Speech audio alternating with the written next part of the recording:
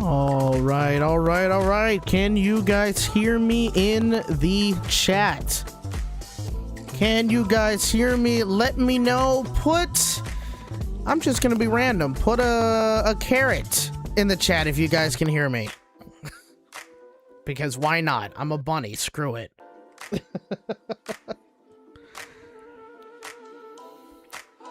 All right. Any Tunimation. TF Berrymation says I can hear you. All right. I'm seeing a carrot. All right. Lunatic Money Man. XN Man 5477. Scavenger Wolf. Silver Star. Blue Bay YTPMV.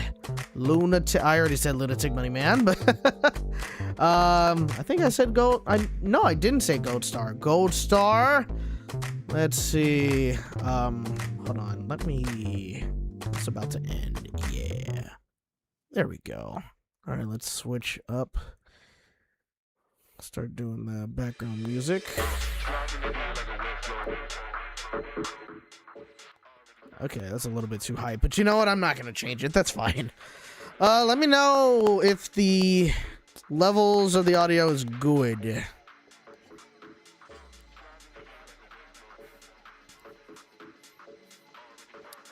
Yeah, that could be slightly... Okay. Get back to it. Mason Wrigley. All right, I think that's everybody. JJ Bulldog 9180. Let's see, is there anyone else in the chat that I missed? Nope, I don't think. Oh, wait. There's Alter Ego Bro 4826. He's in the chat. All right, sounds fine to me. Okay.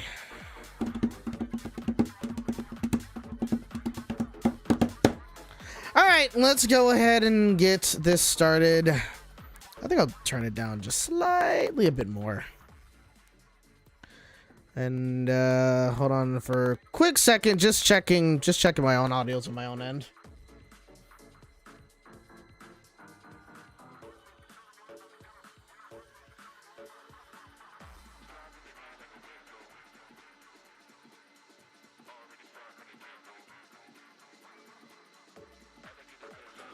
Okay, yeah, we're good. Okay, let's go ahead and get things started. Hello, welcome back. It has been 3 months since I last done a live stream. I didn't realize it was that long. Oh man. Oh, I completely forgot to move some of this stuff. Yeah, hold on. Hold on a second. A little rusty. Hold on for just a quick second.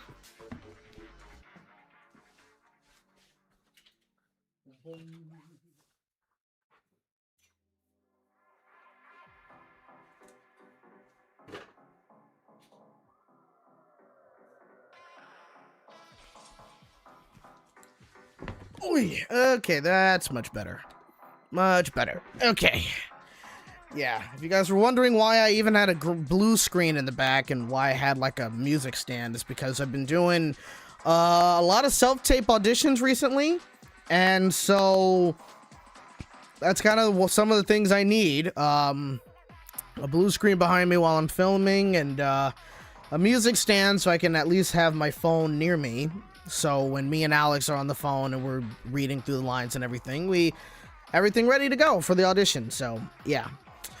But hello everybody, welcome back to another live stream on Regularjosh1. How have you guys been? It's been a while, but yeah.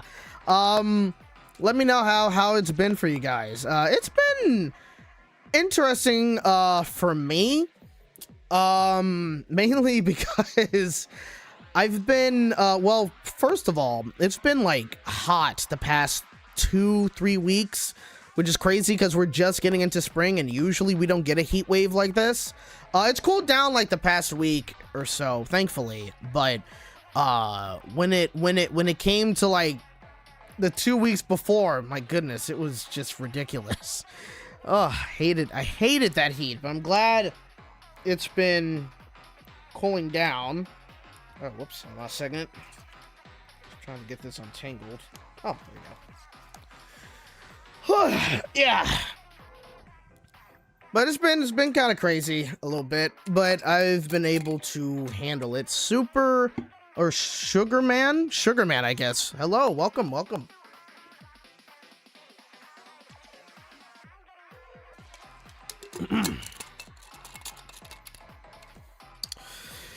Whew.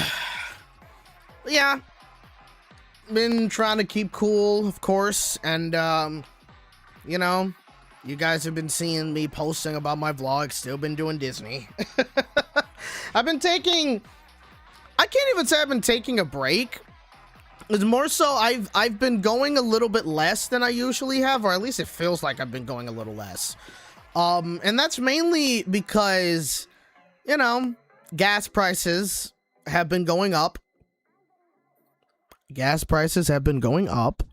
Thankfully, I am a Costco member, so I get cheaper gas prices than certain other areas. Still expensive, and that is as far as we are going to go with any of that conversation. We ain't gonna get into it, okay? We're not gonna get into it. Let's just say that the last time I got my car, that I went to the gas station to fill up my car, let's just say I wasn't happy. I wasn't happy, not at all. I was venting a lot in the car when I was driving home. But we're just gonna leave it at that. We're not gonna get into any of that. There is no conversation about any of that on this channel. It ain't happening.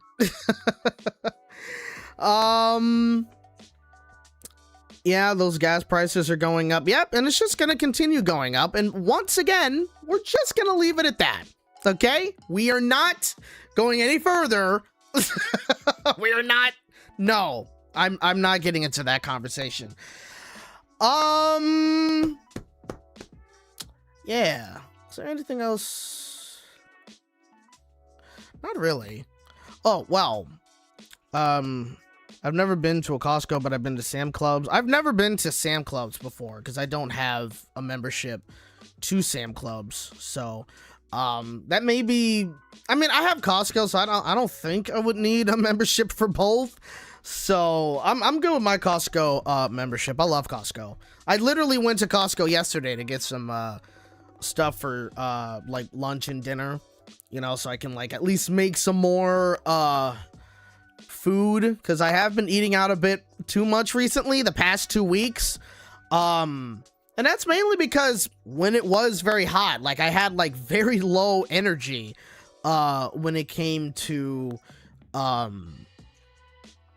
excuse me, I had like very low energy when it came to you know, doing anything. So when it came to me like cooking, especially like, you know, because the thing is I still need to get my AC unit fixed, so I don't know when that's necessarily gonna happen, but I'd like to get it fixed eventually, so when it does get very hot I can have the AC on. And yeah, so we got to talk about the Paramount Warner Brothers merger. Yeah, we're gonna get to that. We are definitely going to get to that in this stream.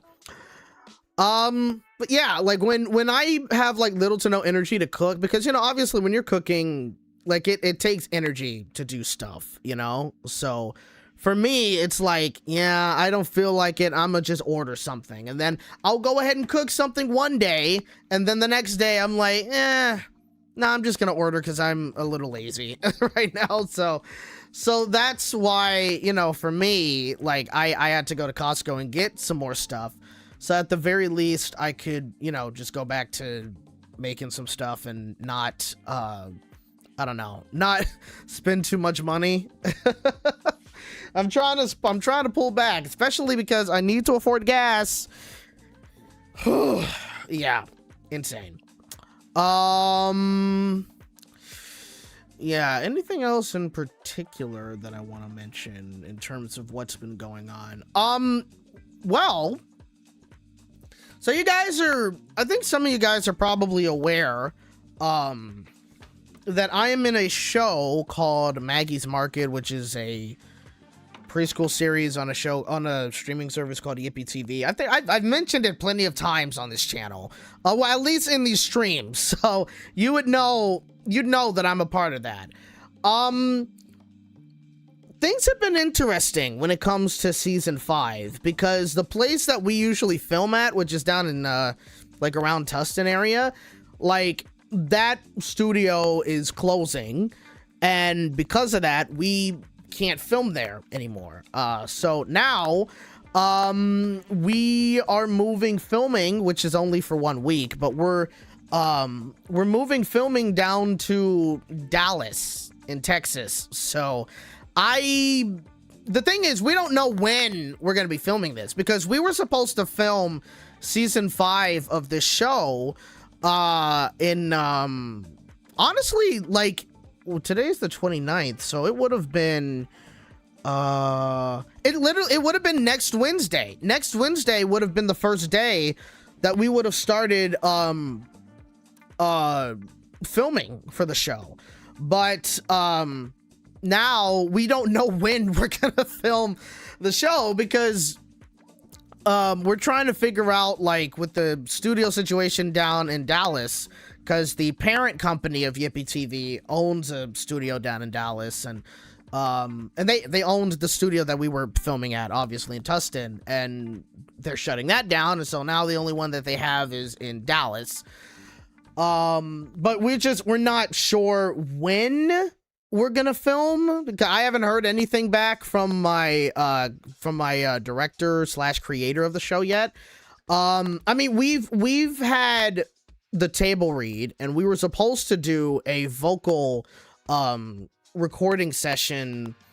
It would have been this past Friday, actually, but of course, obviously, since we don't really know where things are going when it comes to the filming and all that stuff, we had to push all that back. So I don't know when I'm gonna record any of the songs, if I have any songs in this season, because I'm only in like 3 episodes so far. And yeah, because I've kind of been anxiously waiting for it. Yeah, so that it's been very interesting. It's kind of been like a shock to a lot of us, because when we were before, like, it was like 5 days before we were gonna do the table read, we were setting everything up. We had like the dates ready for when we were going to film, because they usually ask us in advance when, you know, everybody is available for filming and yada yada yada. So you know, like, we kind of had all that set up, and then he randomly kind of called me on, like, I think it was a Thursday. Yeah, it was a Thursday, and said, hey, so we got a situation. So the studio that we usually film at is closing down, so we're actually going to be going over to Dallas to film. We don't know when the dates are, and yada yada yada. So it was a whole thing. So yeah, and I kind of had to mentally prepare for that too, because I'm like, oh, I'm flying again. I haven't flown since the end of 2022, so it's certainly going to be interesting. But honestly, considering with all the stuff that's been going on with, like, TSA and the government, and just how slow the lines have been, because all these TSA agents are not, you know, they're not working because they're not getting paid. Like, yeah, it's kind of like, do I really want to fly? A part of me wants to contact my director and be like, hey, so whenever we're filming this thing, you think I could just take the train from LA all the way to Dallas? Like, be like, look, it's gonna take me an entire day from the train to get there, but I can do it. Like, at the very least, I don't have to worry about waiting in 5-hour lines just to get through check-in. You know what I mean? So, like, yeah, I don't know. It's been a whole thing. It's been kind of crazy. So yeah, I'm hoping I hear back, or obviously we're all hoping to hear back from from the director soon, just to see when we're going to be filming in Dallas, or part of me kind of wonders, like, is it possible to still film here? Like, because Yippee TV has like a whole production here in California, and they have like a lot of California talent for some of the other shows that they're doing, and so it's like, are they really going to be able to move everything from here to Dallas? Because if they film some of the other shows using said studio, are they going to have to fly these people multiple times per year all the way to Dallas to do certain things? You know, so I don't know. That's you know, that's the whole thing right there. But that's what's been going on. Yeah, who knows?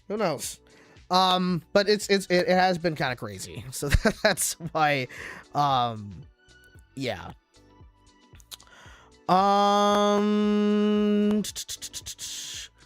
But yeah, I think that is about all, really, in terms of like what's been going on.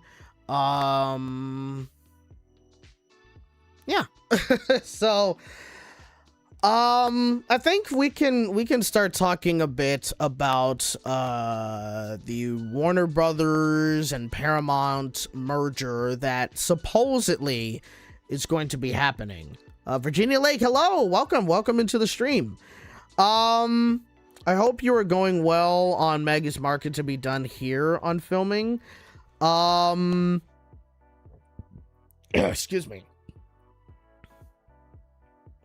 I think you meant to say, I hope you're doing well on Maggie's Market to be done here in a film. I'm a little confused with what you're trying to say, but if I can interpret that well, yeah, I hope filming does go well. I'm just curious as to, like, you know, when we're gonna do it, and if we're truly doing it in Dallas, or if they're gonna try to find, I don't know. It's all been crazy regardless though, but it's yeah, I'm hoping everything goes well. If anything, like, I can imagine, like, we may not be able to film season 5 until maybe very later on this year. That's a possibility. I have no clue, but yeah. Anyway, let's talk about this crazy merger situation. So I never ended up talking about it on my channel because I just haven't been making videos.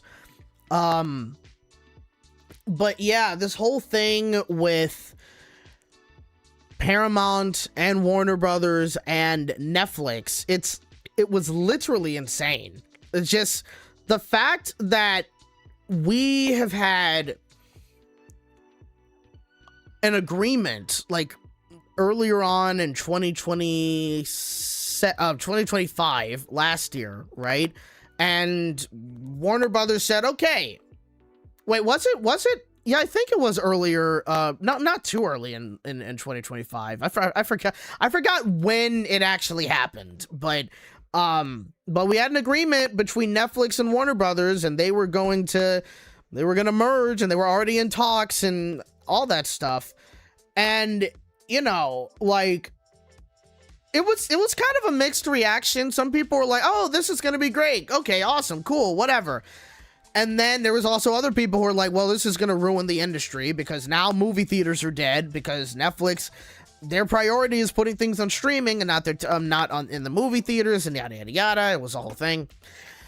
And Paramount, they just, they said, okay, no, we're going to continue pursuing this. So, like 10 freaking times over the course of several months, they just continuously was offering a different offer. Even though Warner Brothers already made their decision to go with Netflix, and Paramount kept like raising the bid, Warner Brothers for a while was like, no, we're not going with y'all, we're going with Netflix. So we were all wondering, well, when is Paramount going to stop? Because they're just being incredibly stubborn right now. Like, they're just constantly pestering and pestering and pestering and pestering. And it seemed like Warner Brothers was going strong. You know, like, it seemed like they were going to continue on with Netflix. Because clearly, if Paramount continued raising their bid and Warner Brothers kept saying no, it's like, well, maybe it's more than just the money. Maybe they just don't want to work with y'all. You know what I mean? So it was a crazy thing. But now, over the past, what was it? When did this happen? Was it a month ago? To be honest with you, I can't say I've been keeping up too much with all of this, really. Or at least not recently. But I forgot, like, when it necessarily happened. But all of a sudden, right, Paramount raises their bid for, like, the 11th time. And then Warner Brothers decides, actually, you know what? I think we're going to consider this one. Netflix, what are you going to do in response to this? Netflix said, hey, I'm good. All right. I think our evaluation for what we wanted for you guys is good. We're not going to raise the bid. We're just going to keep it where it is. All right. So that's your choice. Whoever you want to go with, fine by me. And so Warner Brothers said, okay, Paramount, you got it. And so now here we are, essentially, where instead of it being Warner Brothers and Netflix merging together, now it's Warner Brothers and Paramount merging together. And obviously, not a lot of people are really happy about this because of the guy who runs Paramount currently. And apparently, and again, this is also something else I haven't necessarily been keeping like up to date with, but apparently Paramount right now with Skydance is a bit of a mess. I've been hearing so many people talking about how much of a mess Paramount is right now. They can't run their company for anything and blah, blah, blah.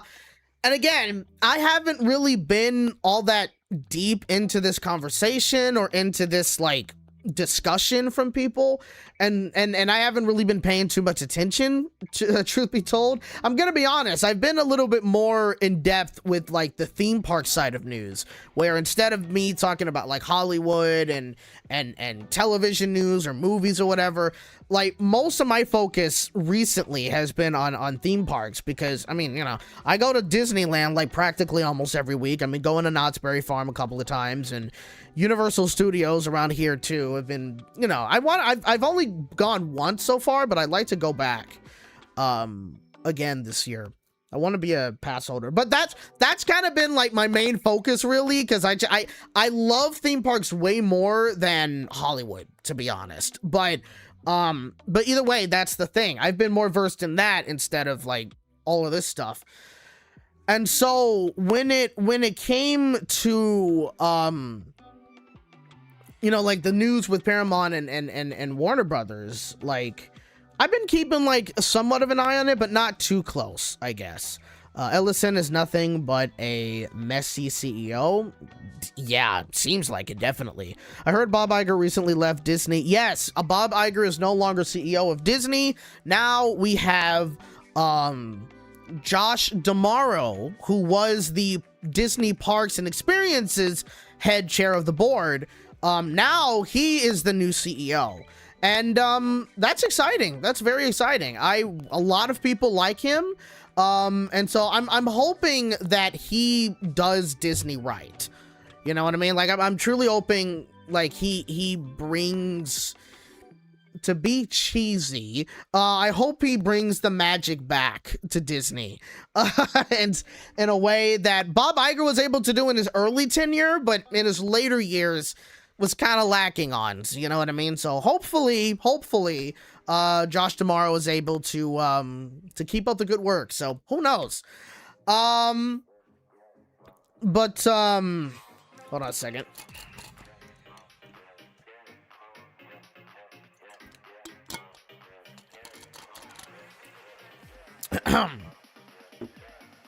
But yeah, but that's I think that's really all I have to say when it comes to like Disney stuff in terms of like the remakes, in terms of the like the CEO changes and all that sort of stuff. I'm just like very, very curious about how everything's gonna happen with that. What do you think of that Moana live action movie? You know me, I do not like Disney live action remakes. I hate them. Honestly, with a passion, I hate them. Never liked them. I was never a fan. Especially considering that, like, I've been burned so many times. Like, I remember when it came to the Lion King remake, and like the first trailer or first teaser came out, I was like, actually, you know what? That looks pretty good. I'm interested. Okay, that looks great. But the more that the trailer came out, more the clips came out, and what have you, I was really turned off by it. What really made me say F this movie was when I saw the stampede scene. And the way that they did it in the live action remake, oh, that pissed me off so much. I hated it. And I was like, yeah, no, screw this movie. They all suck. So, yeah, I don't like these live action remakes at all from Disney. I did see the Lilo and Stitch movie, not paid for free. So, I'm not giving them any money for any of this crap. But that Lilo and Stitch movie was terrible. One of the worst movies I've ever seen. Oh my God. They ruined the original story of Lilo and Stitch. Oh, I hated it. Freaking hated it. But what I will say with the Moana live action remake trailer that came out, a lot of people are also talking about this as well. There is barely any hint of color in this trailer. It's bland. It's insane. Honestly, what they did, at least in my personal opinion, is they just took the raw footage from, you know, obviously from filming and everything like that, just the raw footage, no color grade whatsoever, and just put that as a trailer.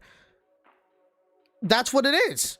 Because it's like, it's so dull. Like, there's barely, like, what is it with the color grading? Like, it just makes no sense to me. It is so stupid. It's just, ugh, my God. Please don't hate the Oswald the Lucky Rabbit live action series. I am interested in that series. And the only reason why I'm interested in that series is because they actually filmed, probably an episode or so, I don't know, but they filmed Oswald the Lucky Rabbit around Southern California. And they also filmed Plenty of Days at Disneyland. And I got to catch some of the filming at Disneyland, which was some of the coolest things to see. I love catching filming at Disneyland. It's so fun. It's really cool. But yeah, so that's kind of my thoughts with the Moana 2, the Moana live action trailer. I didn't really watch the full thing because I just don't care, but with the clips I saw, with the way The Rock looks as Maui, and again, the color, the lack of color grading, it's like, it just looks bad. Unfortunately, it's gonna make $1 billion at the box office, which I hate, but whatever. It's a freaking Moana movie. Everybody loves that franchise, so shouldn't shock me at all. But quickly, to go back to the conversation with Paramount and Warner Brothers, what makes me unhappy about this, honestly, is the fact that Warner Brothers essentially just gave in.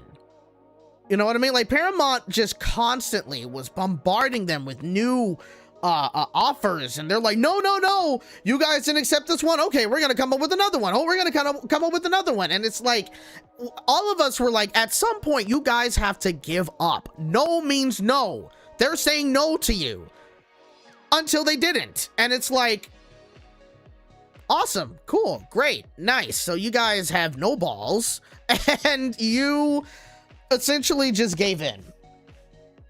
We thought that you guys were being strong and saying, no, we are not going to work with y'all no more. We're not working with y'all, okay? We got Netflix. We're sticking with it. But no.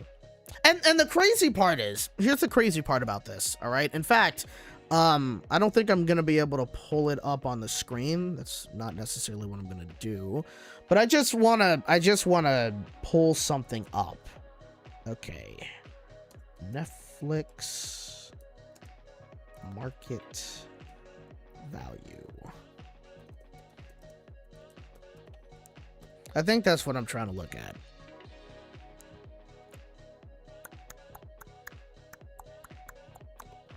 Is that it? I think so. Revenue. Yeah. So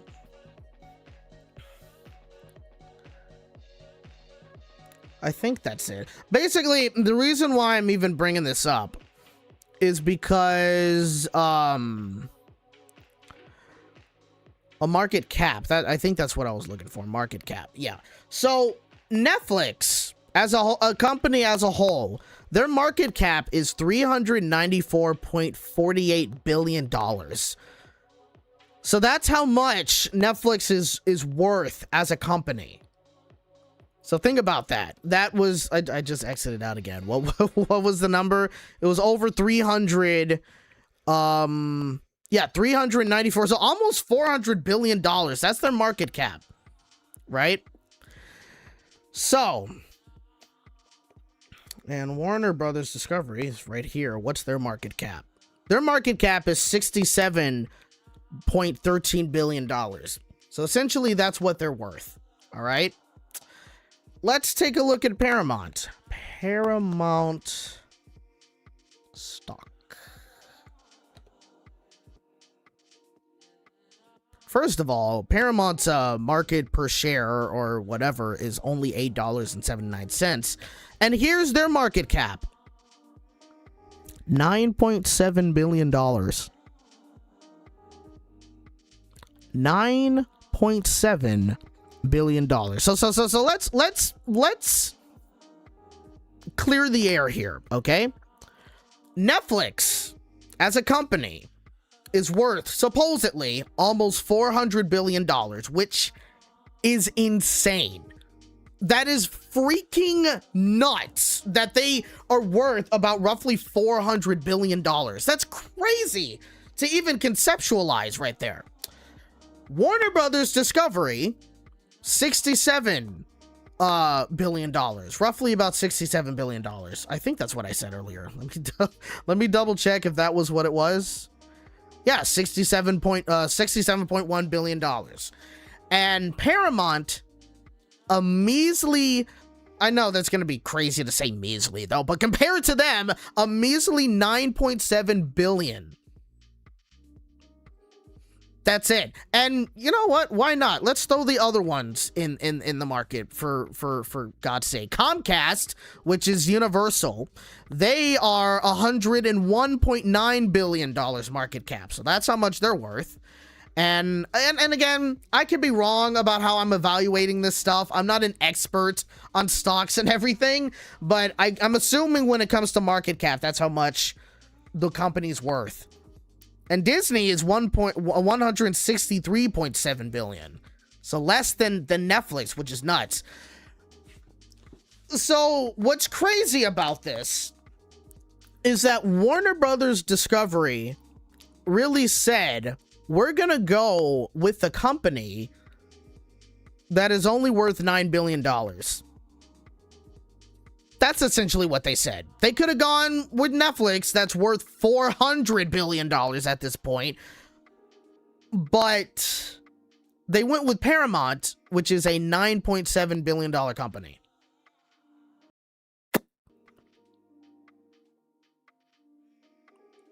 Just want to just let that sink in. You want to know what this honestly tells me? What this tells me, not really much about Warner Brothers, because that one was a weird choice in my personal opinion.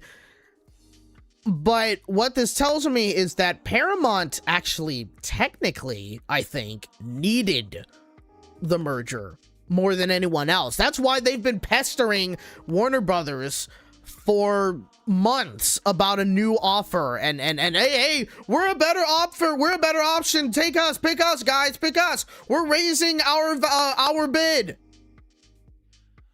I think it was essentially because Paramount was very desperate and they kind of need Warner Brothers, because a company that's only worth $9 billion in this industry is probably rough, to be honest with you.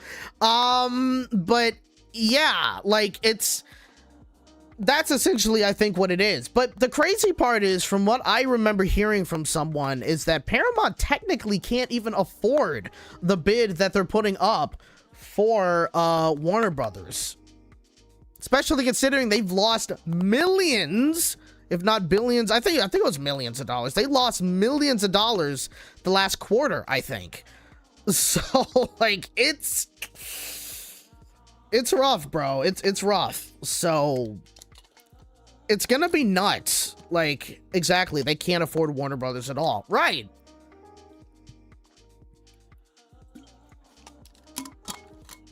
Especially considering, because let's take a look at something quick. Yeah, so earnings for Paramount Q4 2025. I don't know what EPS stands for, but revenue miss was negative 0.33%. But EPS miss, I literally don't even know what the heck that means. Yeah, I'm not sure. EPS? What does that mean? EPS miss? I'm looking that up. EPS miss. Meaning. Oh, earnings per share. Ooh. Okay. How much earnings per share miss? Negative 732.18%. That, yikes, that's a drop.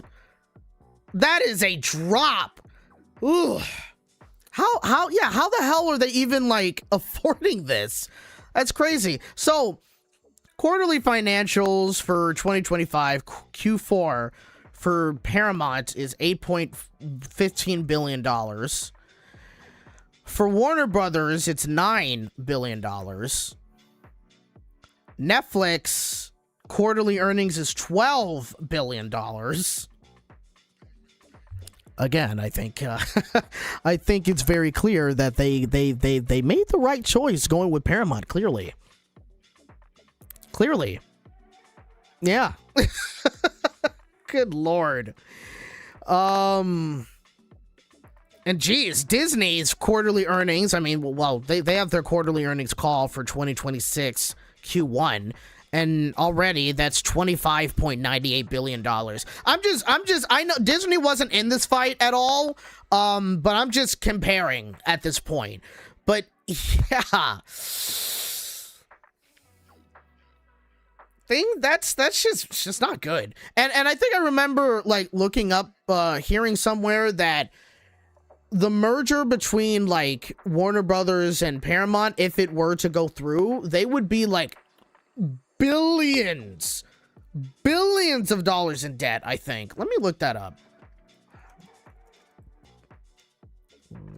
Paramount and Warner Brothers have. Ooh, yeah. A merger between Paramount Global and Warner Brothers Discovery is projected to create a combined entity with a net debt of approximately $79 billion.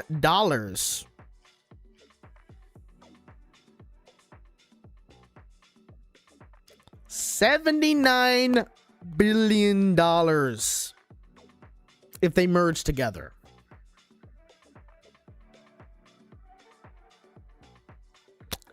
Yikes. You know, that should worry a lot of people because if we're talking about a company, because first of all, Warner Brothers Discovery, when they merged, they already had like a lot of debt that they were trying to cut back on. And so now if they were to merge with Paramount and they have $79 billion in debt, if you thought the cutbacks that they made during Warner Brothers Discovery was going to be bad or was bad, it's going to get even worse with this company.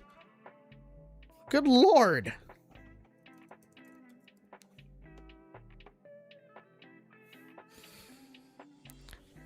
And the crazy part is I just had to look up. I had to look up how much debt the Walt Disney Company has, not with like the Fox acquisition they made years ago, but just in general how much debt they have, and it's $46.64 billion in total, which is still a lot, but it's not close to $80 freaking billion. Oh my God. So now look, it is definitely possible that this merger may not happen necessarily. We don't know, right? Worse than the hellhole of Warner Brothers Discovery, right? Also, not to mention, another thing, Warner Brothers' existing debt alone right now is $29 billion. So that would have to mean that, yeah, this high debt low arises from the combining Warner Brothers Discovery debt of $29 billion with new debt taken on by Paramount for the acquisition. That's... Jeez, how much freaking debt does Paramount have?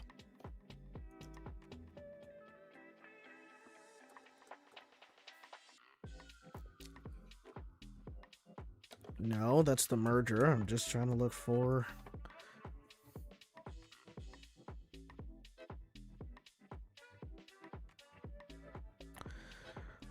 Paramount Global's total debt is $15 billion? Supposedly. Okay. No, they keep giving me stuff for Warner Brothers and Paramount. No, I just want Paramount.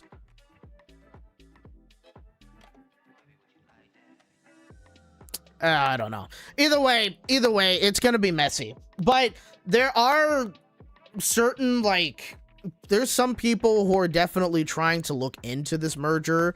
And I think, like, even the Department of Justice is getting involved to see if this is even something that should happen or whatever. So there definitely is going to be a fight in the future, I guess, to try to stop the merger, because a lot of people don't necessarily see how this is going to go well. So, yeah, like, who knows if it's really going to happen. And even then, like, April 23rd, shareholders of Warner Brothers Discovery, they're going to take a vote as to whether they want to move on with this merger. So that's another thing, which is crazy enough already. So who knows what's going to happen with this, but all we know is that if Warner Brothers and Paramount merge together, it's gonna end very badly. I don't even know if Paramount is doing well with the Skydance merger that they did a couple of years ago. It was 2024 that they did that merger, wasn't it? And the fact that they're merging again with another company just makes no sense. I never thought that it made sense to do that, but it is what it is. Apparently they have money to spend, but they don't. So, yeah. It's crazy. And I saw somebody mention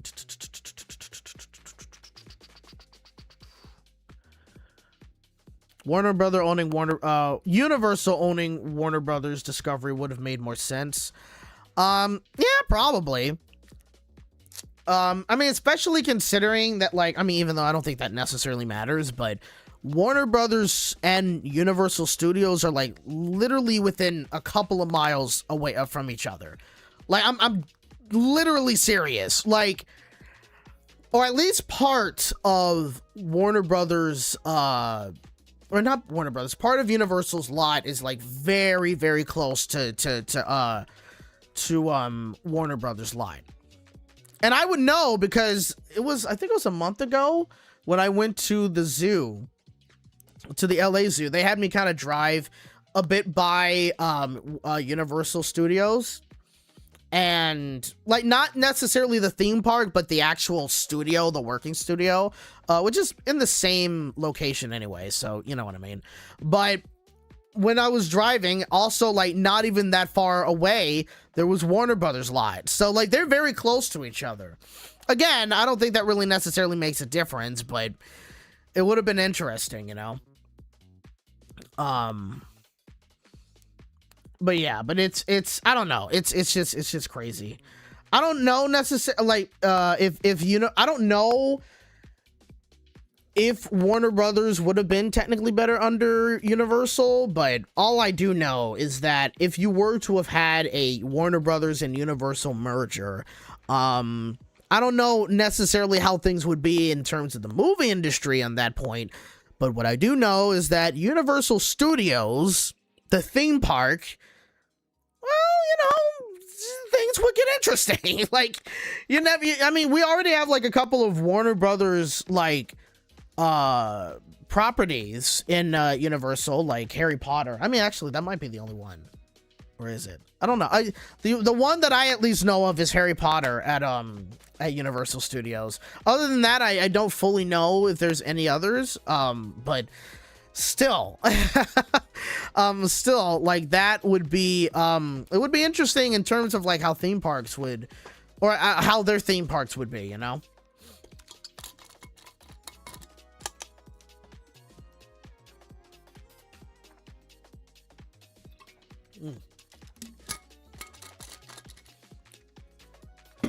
But, yeah, I'm not sure how a Warner Brothers and Universal merger would have gone, but it probably, for one, I think it would have been better than Warner Brothers Discovery. Because once again, I have to say it this way, I truly believe that it was dumb to merge a huge movie studio with essentially a television company. Because that's what Discovery is. It's a television company, right?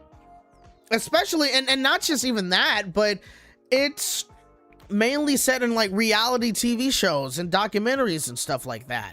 Two completely different things, you know? So it's a whole thing. So it's, yeah. So I don't know. I don't know what else to really say in that in that situation, but maybe they'll treat Cartoon Network like Nickelodeon. No, in my personal opinion, if the merger happens and we're talking about Cartoon Network and Nickelodeon, would they really coexist with each other? I don't know. To be incredibly honest, I don't know. I probably wouldn't be shocked if the channel were to be shut down and it was just consolidated into Nickelodeon. It wouldn't shock me, even though I don't know if they would fully go in that route, but I don't know if a Cartoon Network channel would really exist. You know what I mean? And then maybe it would, I don't know, but like I feel like it wouldn't necessarily exist. Cartoon Network as a brand, I don't think would necessarily die, but as a channel, like the channel, I think would definitely die. You know, like that. At least that's how I see it. I could be wrong, but I don't know.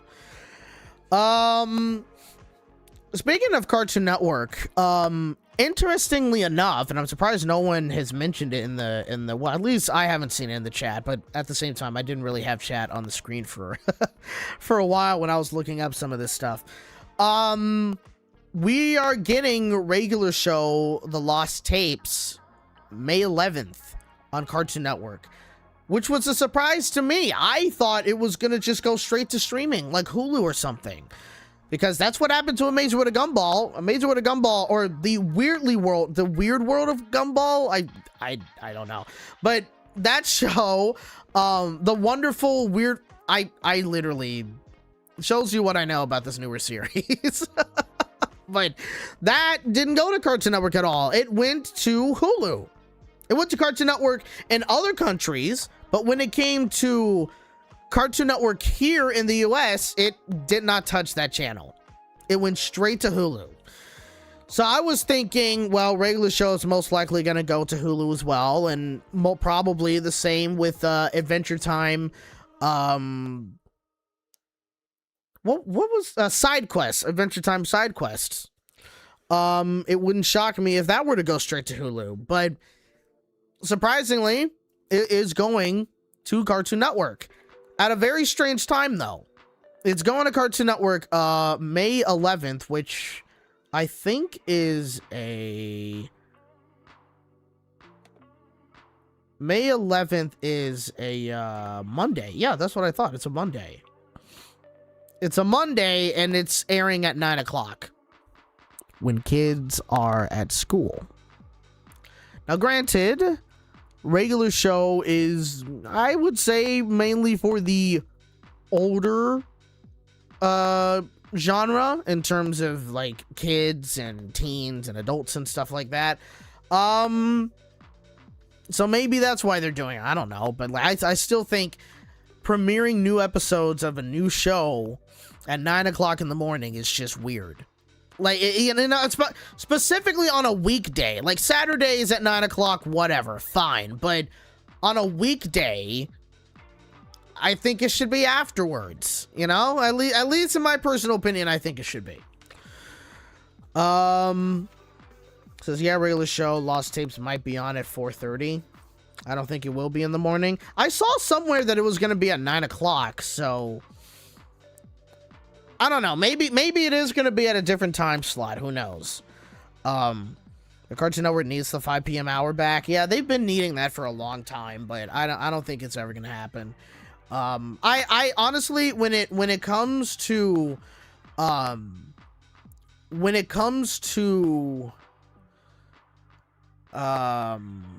the channel, I have no faith. I mean, I don't even watch Cartoon Network anymore, you know, but I've essentially just like, I mean, you guys have already known this for a while, but I just don't care about the channel anymore. It's dead, you know. I mean, they're trying to revive it back to life with Ianu, which is cool. And season 2 should be premiering soon. And then also you got regular show, The Lost Tapes, which is going to be coming. Which, interesting thing with Lost Tapes, on Twitter, people were saying that it was rigged animation, and it's like, no, it's not rigged animation. It clearly wasn't rigged animation. In fact, when I first saw the clip of the new show, I thought it was a clip from one of the older seasons of regular show. I didn't know that it was a new clip. Like, I legitimately thought it was an older clip from the previous show, but it wasn't. And so, for me, oh god, not the animation community on the Fashions Bird app. I know. But yeah, like, they kept saying like it was rigged, and the thing is, there were some people that were like, no guys, it's clearly not rigged. The animation is slightly different, but it practically looks the same from what it did before, which is true. Like, it doesn't look all that different to me. So it's let's be honest, what does Cartoon Network air now? In terms of anything new, not much. It's the same schedule that it's been, like, what, the past 2 years? Some Scooby-Doo, some Amazing World of Gumball, Teen Titans Go, which is only for an hour each day, and regular show at the end, and like an hour of Cartoonito and stuff, which is weird, but that's kind of what it's been right now. But yeah, but like for me, like the animation looks exactly the same. I wouldn't notice, but then at the same time, like I haven't really watched the regular show series like the past, like maybe the last 2 seasons or 3 seasons. I don't know. I haven't necessarily seen it, because I just kind of fell out of watching that show for some reason. But yeah, to me it just looks the same. I wouldn't say that was rigged animation at all. Like it doesn't remotely look like that at all. Cartoonito's been dead for like a year. Yeah, but they still air, like, I mean, I don't know, I think they technically do for like an hour or maybe 30 minutes. They'll still air like maybe Bugs Bunny Builders or Bat Wheels, right? And I don't know why they're still doing that, but it's still a thing. It's crazy. I don't really understand what's going on with Cartoon Network, and at the same time, I kind of just don't care. I've given up, honestly. Michael Owaleen didn't do much of anything. Yeah. What was a shame was that at one point he said he would like to have Cartoon Network go back to his roots and just be a general animation channel, not necessarily a kids channel. But he hasn't really, like, he's focused way more on Adult Swim and barely had anything to do with Cartoon Network. Which the thing is, I understood, you know, I understand why he's doing that, because Adult Swim is doing numbers and Cartoon Network just isn't, you know, so like I get it.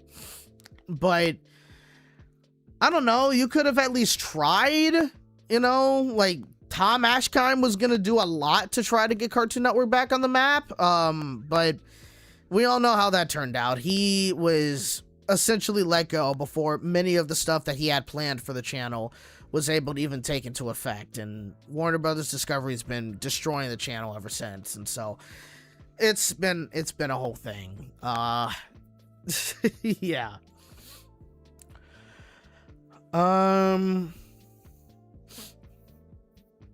Michael made the channel on autopilot, so much so that the articles say that he's an Adult Swim president and not Cartoon Network. Yeah, I wouldn't remotely believe that he's, you know, the president of Cartoon Network at all either. Like, it's just not. It's 100% on autopilot. It's just it's dead again. I have little to no reason to care for the channel anymore. You know, like if they start putting in some effort, then sure, like maybe I'll go ahead and like start caring about the channel again. But as of right now, excuse me, as of right now, I just don't care.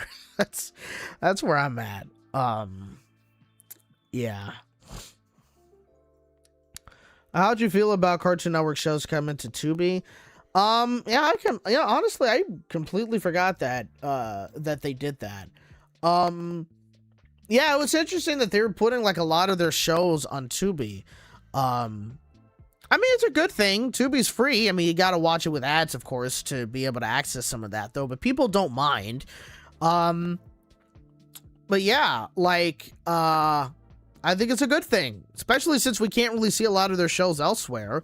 We can't freaking see it on Warner Brothers, on HBO Max. Oh, I don't want to even get into that, but like, yeah, it's crazy.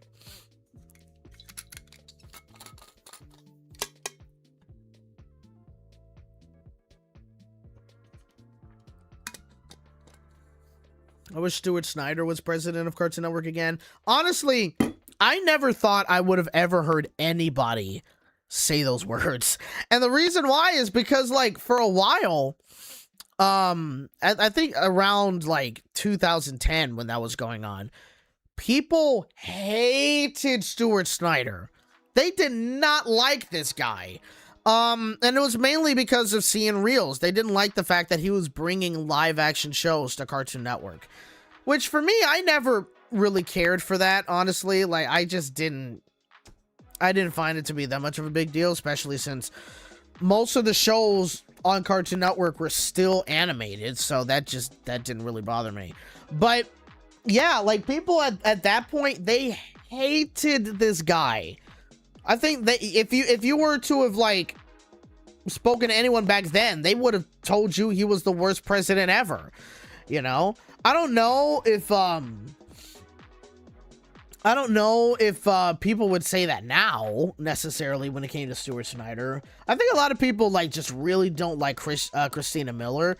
I think she probably is considered the worst Cartoon Network president so far. Maybe, I don't know. I can't say for certain, but yeah, like, I guess two doves. Are they fighting? Yeah, that's crazy. But yeah, like, Christina Miller was definitely considered, like, I think a lot of people just really didn't like her. But yeah, but like, with Stuart Snyder, like, he was at least trying to do, like, some different things with the channel. And also, even with, like, some of the live action shows that they were getting, I think, if I remembered my research correctly, like, it was because of the fact that there was, like, a writer strike that was going on at the time. And so in order to continue doing, like, many shows, or, like, bringing people some shows, they essentially had to kind of pivot a little bit to doing that. So that's why you kind of had shows like Destroy, Build, Destroy, or Dude, What Would Happen? If any of you guys remember that, or Hole in the Wall.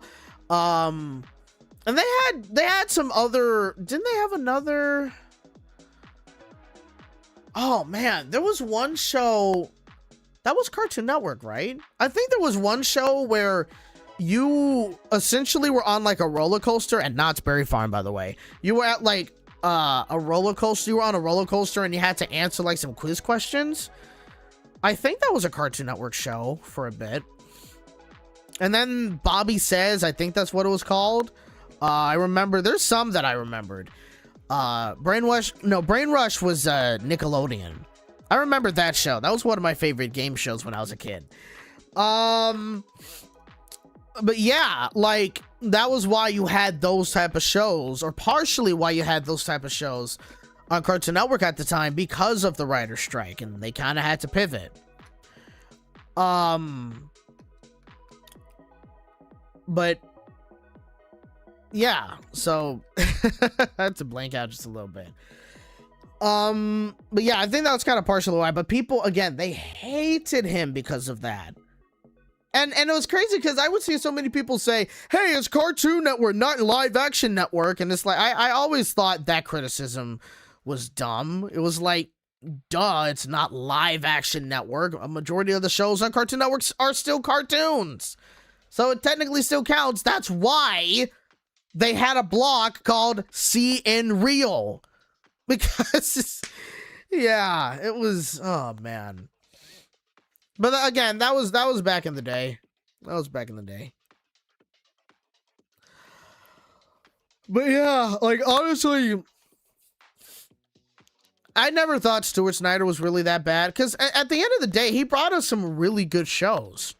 We got Adventure Time and Regular Show out of that, 2 huge shows, and Amazing World of Gumball as well, which still airs on Cartoon Network today, and it's been revived. You know what I mean? So yeah, he may not have had his greatest moments when it came to the network, sure, but he brought some good things to Cartoon Network that kind of did put Cartoon Network on the map in some ways as well. So yeah.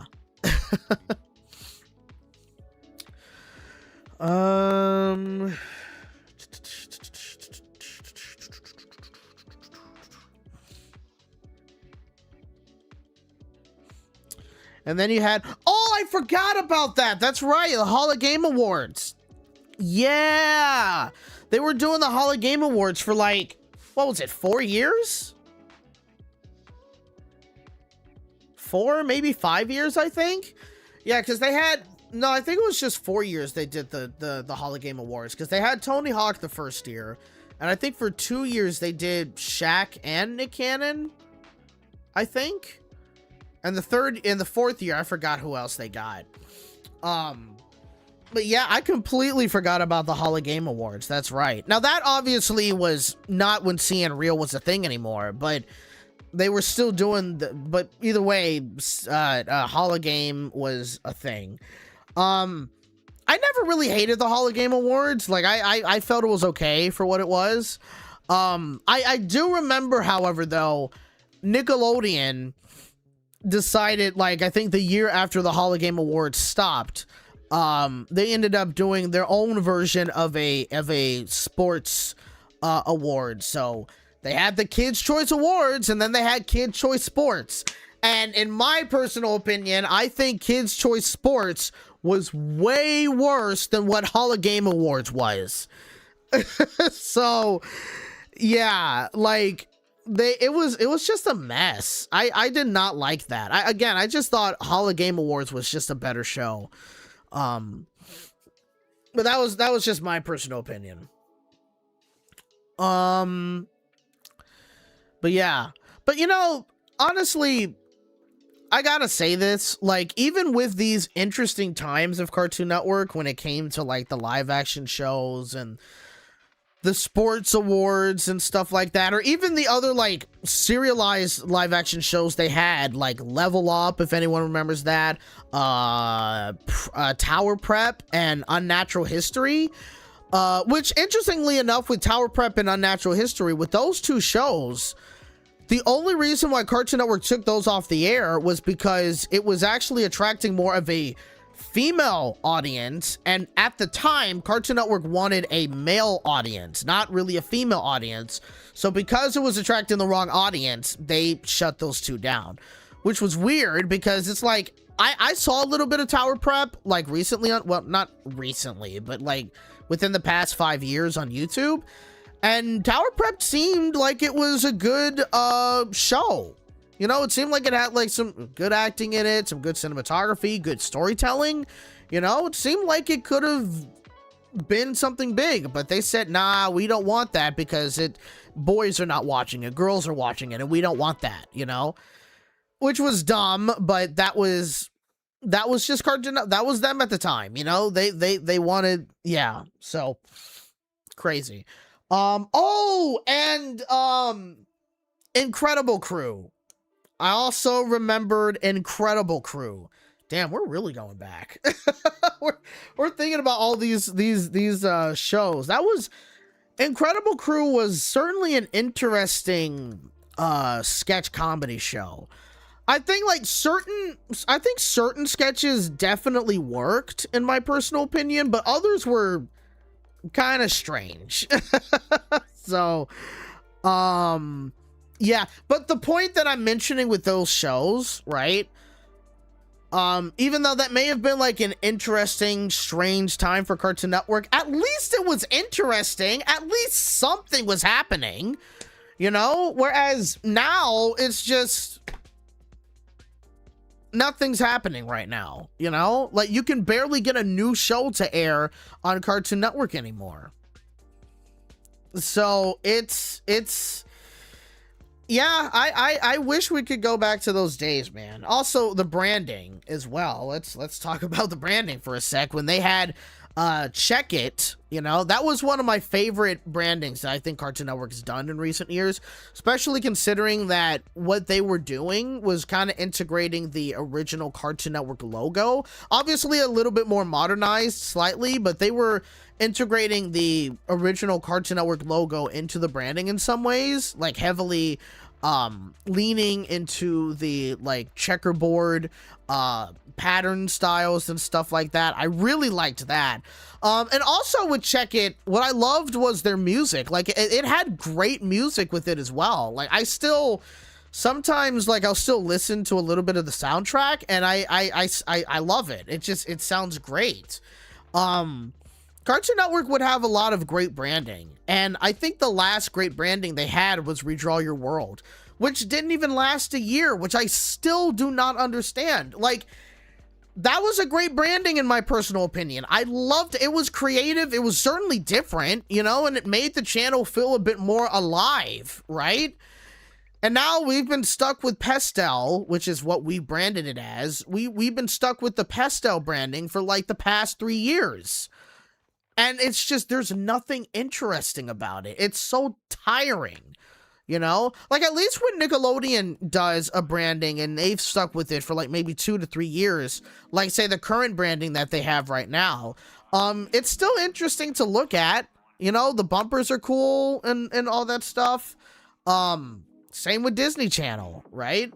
Whereas Cartoon Network's Pastel branding right now is just bland and kind of lifeless, you know? So like I'm not a fan of it.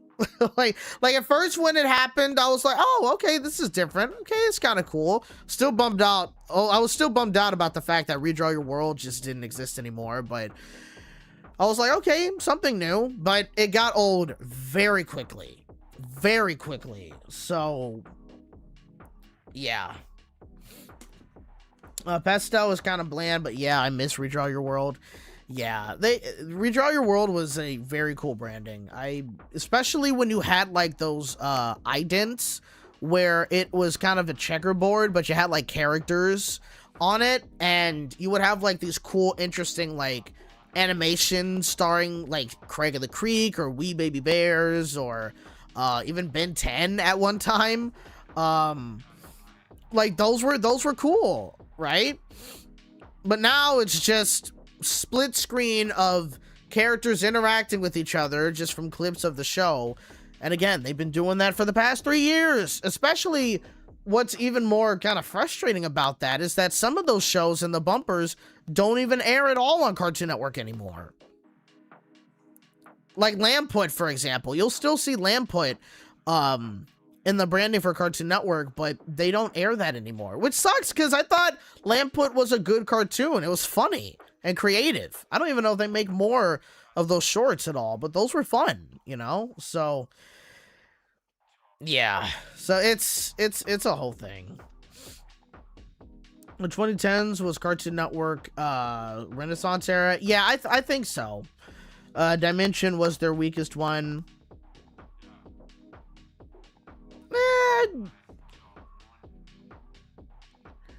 Yeah, you might be right about that. I think there were certain, unless I'm misremembering what Dimensions was.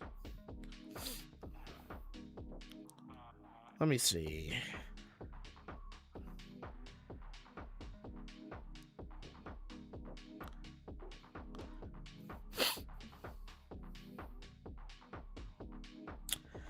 Yeah, I think I remember. Yeah, I remember this era.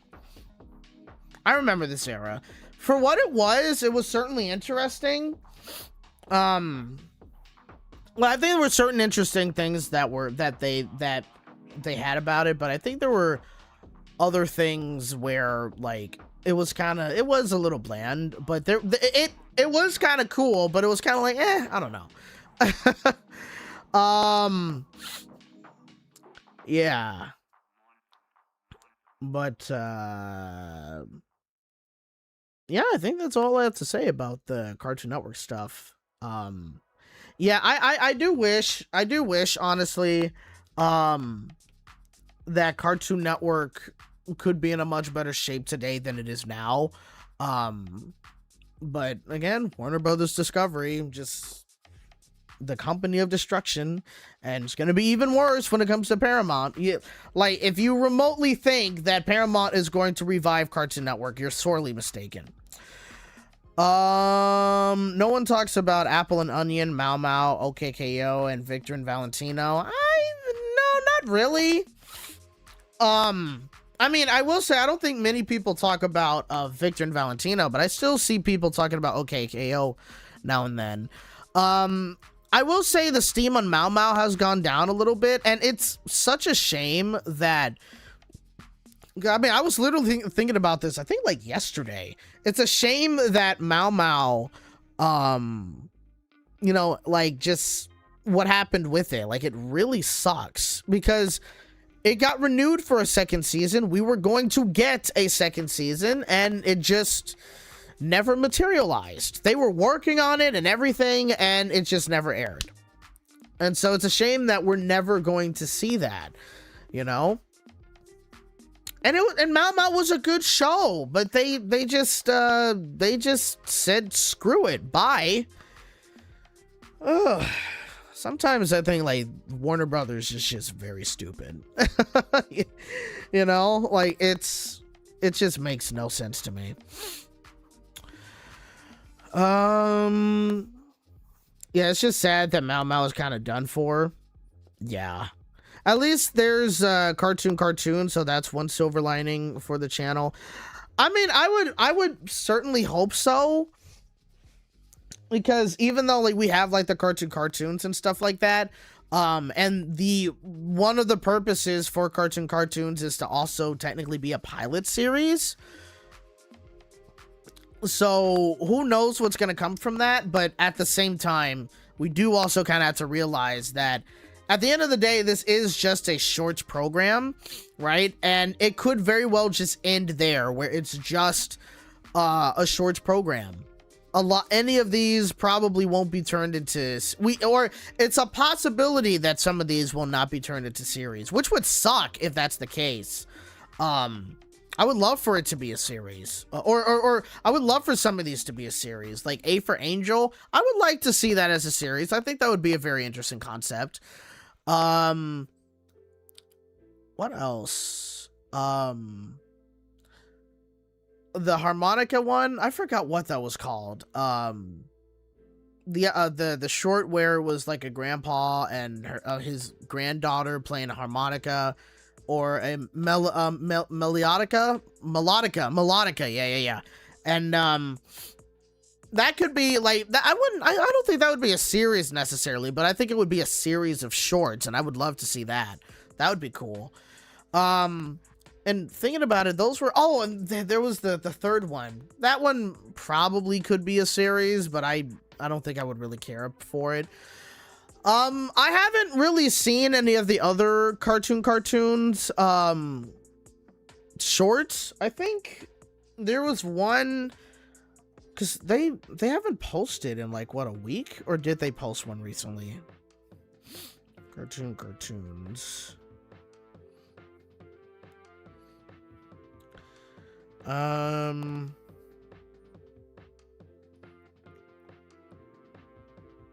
Looks like the latest one.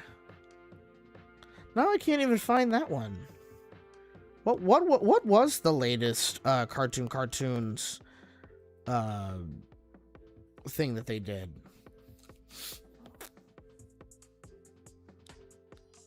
Oh, wait a minute. Hold on. Is this the one that I was interested in looking at one point?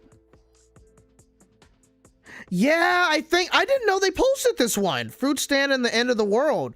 This was the one I wanted to see. Shoot, I may need to watch that when I get off the stream. I didn't hear anyone talking about this one. I mean, it's got 31,000 views, but I haven't heard anyone mention that. There was one called Fools, and that one piqued my interest, so I'd like to see that one at some point. So, yeah, so they've still been posting. I don't know how many of these that have currently been posted could be a potential series for Cartoon Network, or for Adult Swim, because there was one that they posted that was more adult, I think. But yeah, like, you know, I'm glad that Cartoons finally have been releasing some of these.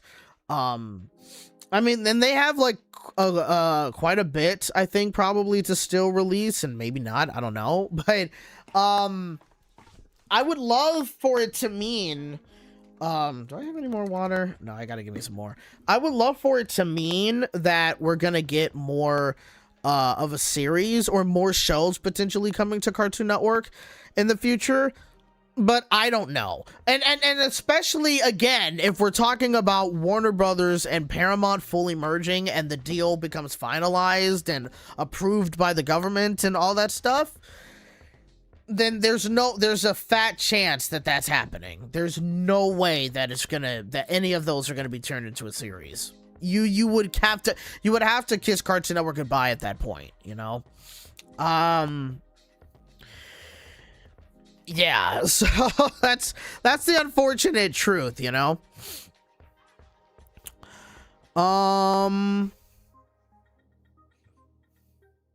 Yeah, I'm gonna be right back. Just gotta refill my water bottle. I should get a bigger water bottle, honestly. Like this, I could continue taking to Disneyland when I go to Disney, because it's a good size, but at the same time, I could probably get like a bigger size bottle as well. It holds a good amount of water, but I'd like for it to hold some more.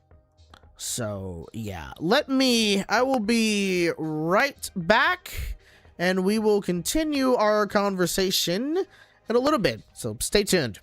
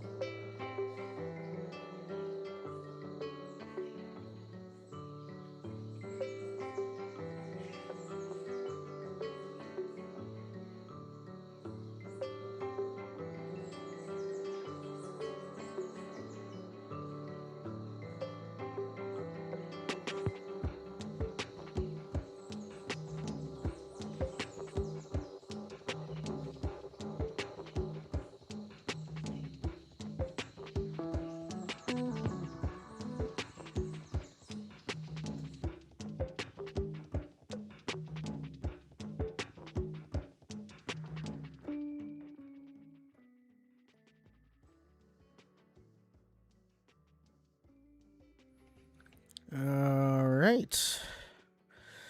All right, we be back. We be back.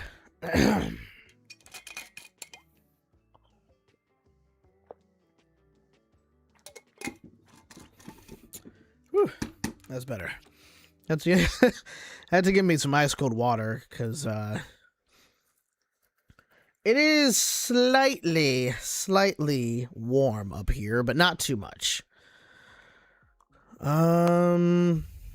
Okay. So I think oh yeah. Did you see that K-pop Demon Hunters beat 2 Disney films at the Oscars? Yeah. I was kind of shocked by that. Well, actually, no, not really. I wasn't shocked by it. Because, for one, it was up against Elio, and Elio, I'm sorry, was not a good movie. Okay, I don't know if I've ever talked about that on this channel, but I was not a fan of Elio, however you say that name. I was not a fan of the movie. I wasn't a fan of the character.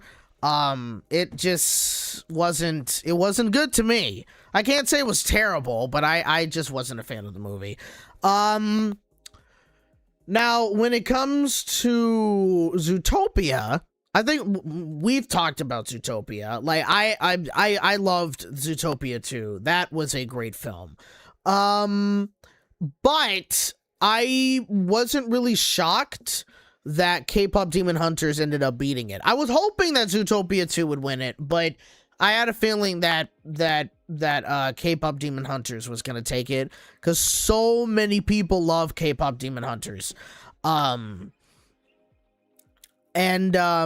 Yeah, like it just took the world by storm, which I didn't see coming. I don't think anyone did, you know.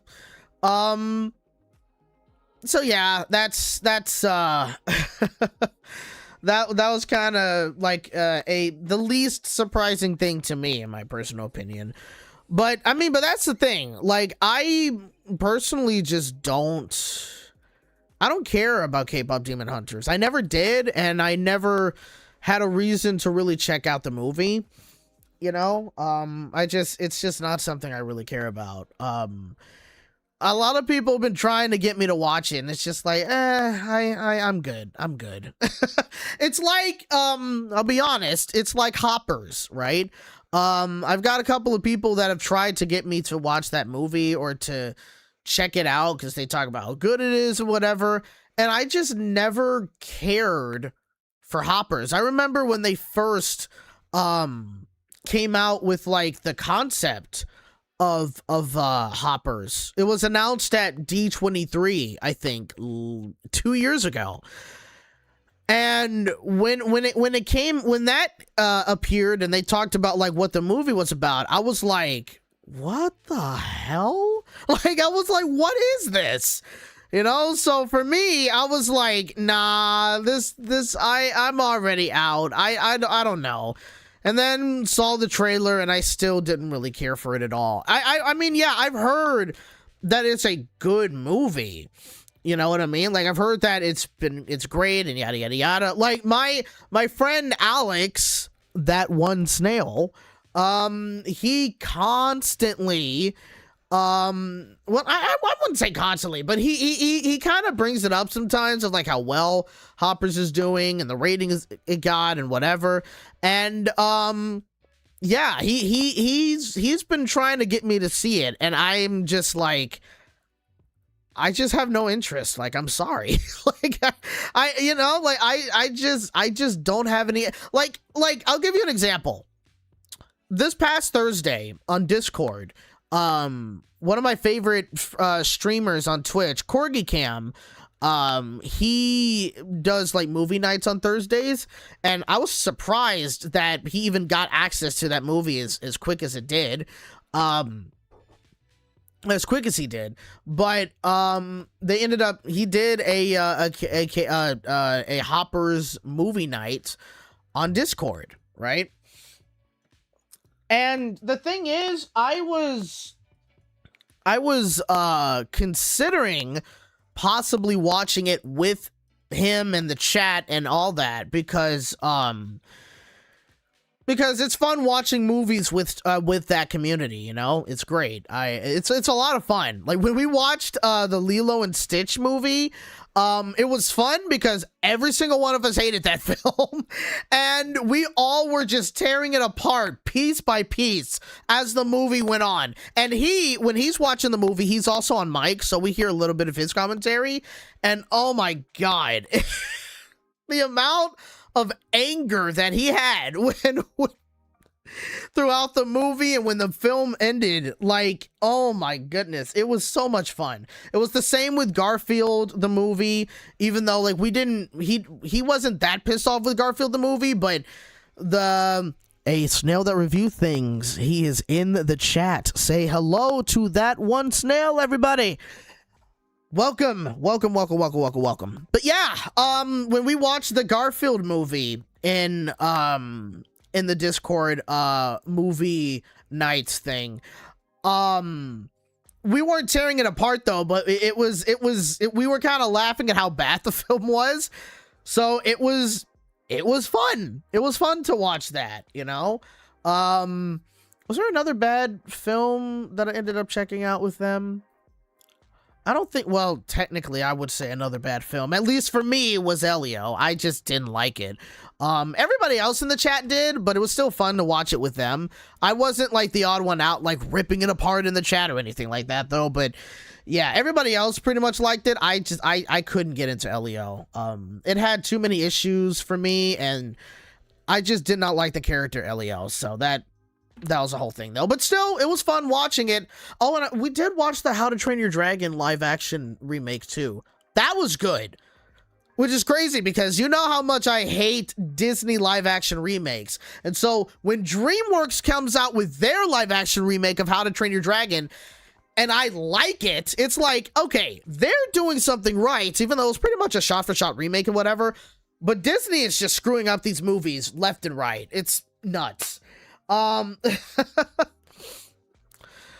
then I think the movie was I believe. Yeah, I was surprised at how good of a movie that was. I enjoyed that one. But yeah, but that was the thing. This past Thursday, he did Hoppers, and I was considering it, you know, to be like, well, this is a way for me to check out the movie if I'm interested. And I just didn't tune in. I didn't tune in until literally, until like the last 8 minutes of the movie. I think the last 5 minutes of the movie, where, oh, you know what, actually, never mind. I was about to say what happened in the last 5 minutes of the movie, but some of you guys probably didn't see it, so I'm not going to spoil it for you. But the conflict and what the ending and blah, blah, blah, blah, blah, that was the only things that I really saw of the movie, and that was it. So, yeah. And yes, that didn't necessarily make Swirly pretty happy, because he wanted to know my opinions on the movie. He wanted to know my review, and I was just like, I'm sorry, but I'm just not interested in checking it out. So that's kind of how it's been with Hoppers. Same with K-pop Demon Hunters. Even same with like some of the other like Disney Pixar films, like Luca and Soul and Turning Red. I wasn't really interested in those movies. So, like, I don't know, like, I for whatever reason, like, my interest in movies have waned over the course of, like, 10 years, you know? I just didn't really care to watch a lot of these. There's only, like, Zootopia 2 was the only film that's really made me hyped to see a film again, and so much so to where I wanted to see it on opening night, right? Or opening day, which is what I did. That's exactly what I ended up doing. Like, I was just hyped for it. It wasn't even because I'm like a huge fan of Zootopia, but just when I saw like the trailers and knowing like what the movie is about and everything, it just got me very hyped, and I was very curious about what happens in the story. It got my interest peaked, you know? And so like I ended up seeing it. even Corgi saw Zootopia 2 during one of his movie nights on Discord, and I tuned in, you know? I freaking love Zootopia 2.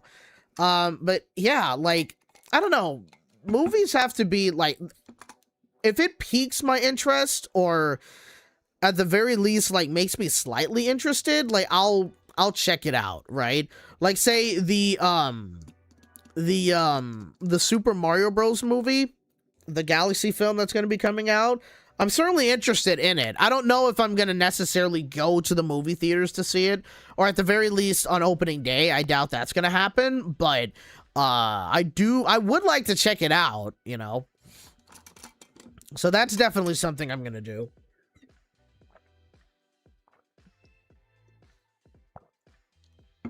But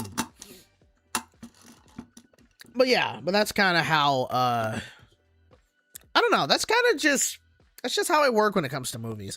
If anything, I'm way more interested in animated shows on TV. You know what I mean? Like that's what's gonna get my interest way more than any film can at this point.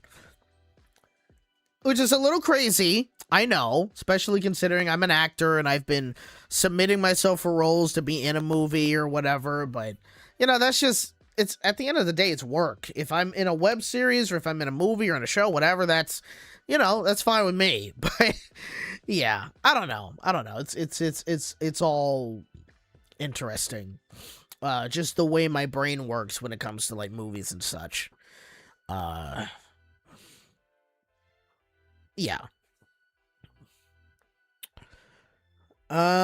Speaking of anyone planning to watch the Super Mario Galaxy movie this Wednesday, I didn't even know what's coming out this Wednesday. Jeez. I literally had no idea. I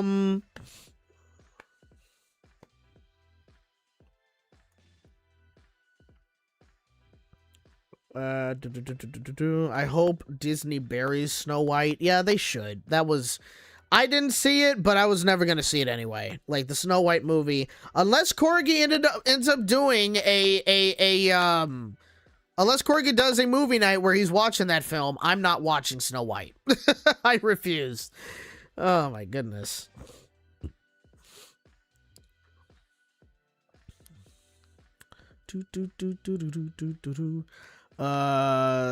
Snail that reviews things says Hoppers was great. I thought Goat was just okay. Yeah, Goat. So speaking of Goat and speaking of Corgi, he's gonna be doing Goat literally this Thursday for movie night on his Discord. So I'm gonna be checking it out on Thursday. So I'm curious about Goat because I've seen like some reviews of Goat. Let me know in the chat. Okay, I know Blue the Saber-Tooth Rat seen it and he says he likes it. Anybody else in the chat that's seen Goat, let me know in the chat and let me know what you guys thought of the film. Scavenger Wolf says I saw Goat last month and I kind of liked it. I thought it was good. Apparently Goat is pretty good for what I heard. Yeah, that's the thing. Like I've heard like, you know, fairly good things about Goat, but also I've heard like mixed things, right? Like there's people who like it and there's some people who like I've never heard anyone necessarily say that it's a god-awful movie or that it's a bad movie. Did I didn't just do that, did I? Did I just say bad or did I say bad movie?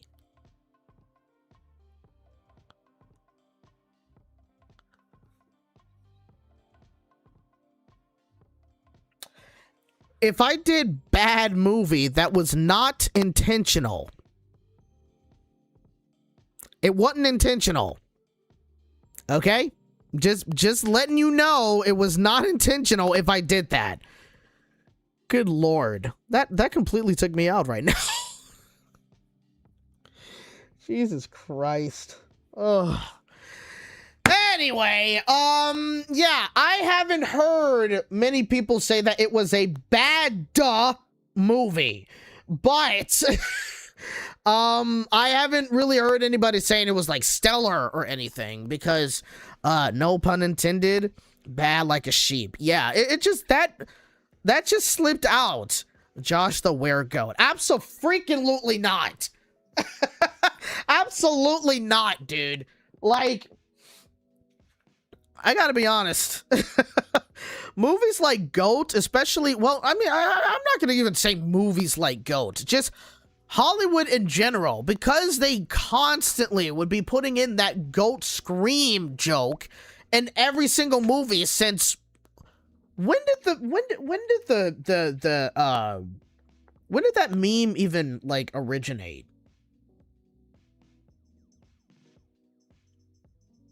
13 years ago. It's been 13 years and Hollywood still puts it in their movies. So, yeah, don't say I'm a weregoat, because Hollywood has made me realize I probably don't like goats anymore. Because of that joke. They killed my love for... I can't say I had love for goats. If anything, okay, you know what? It would have made more sense for you to say I'm the were-sheep, because I love sheep. They're cute. I did bah, which was more of a sheep thing than a goat. I don't even know what noises goats make besides that freaking scream. I don't know.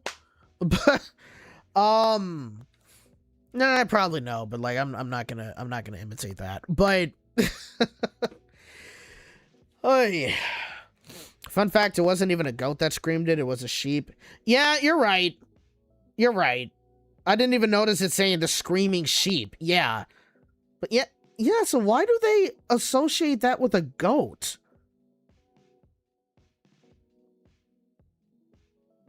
Interesting. Yeah, that's... I have no idea. But yeah, I'm interested in checking out the film with the movie night on Thursday. Yeah. I'm interested. I'm interested, like, in the sense of, like, he's gonna be streaming it. I'll check it out, because I'm curious. So, yeah. So, like, it seems like it's mixed, honestly. So, yeah. I don't know. It's gonna be interesting to see, like, what that entails, I think. And I'm not sure. I'm just gonna say it, but don't count on it necessarily. I might, at least if I have enough things to say, I might end up doing a review, maybe? And then it could just be a live stream where I talk about it. I have no clue. We'll just have to wait and see when it comes to that.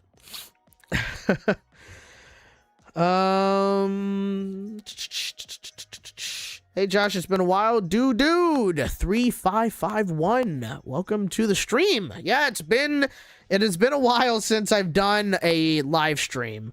It's crazy because I've been wanting to do a live stream for a while, but I just haven't done it. In fact, I'm gonna be honest. I almost didn't do a live stream today. And the reason why was because I'm in front of a window right now.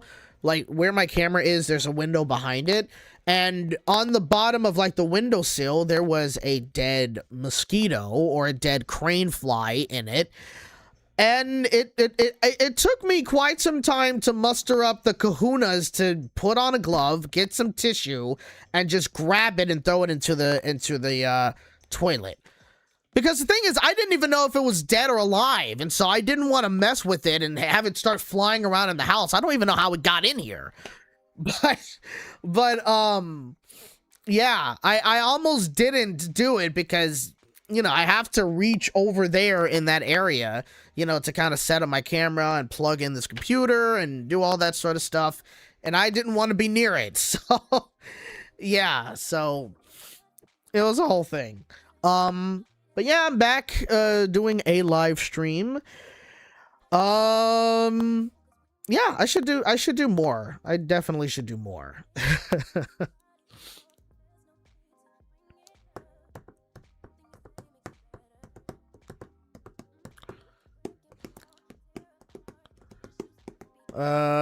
Which would you guys rather watch, Snow White or Ben 10 Race Against Time?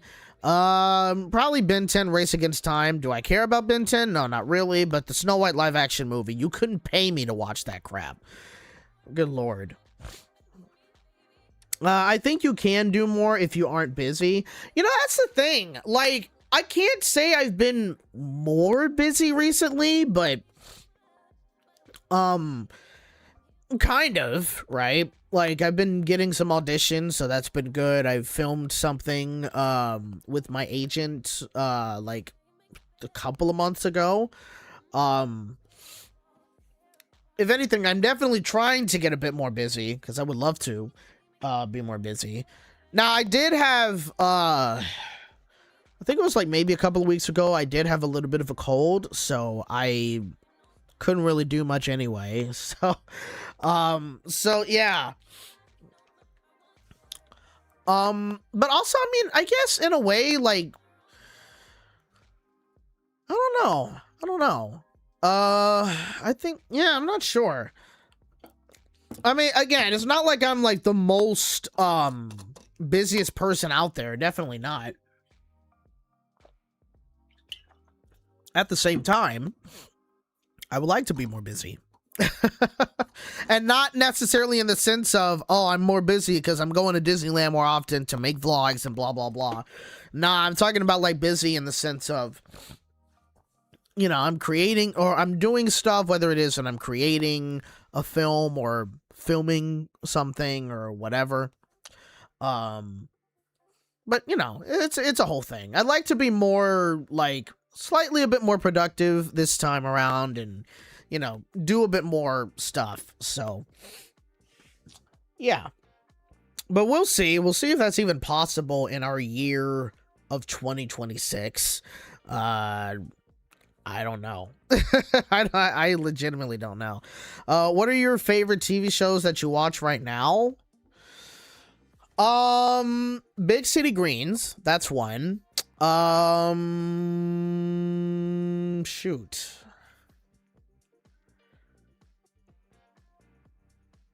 I'll include Wild Park in there as well.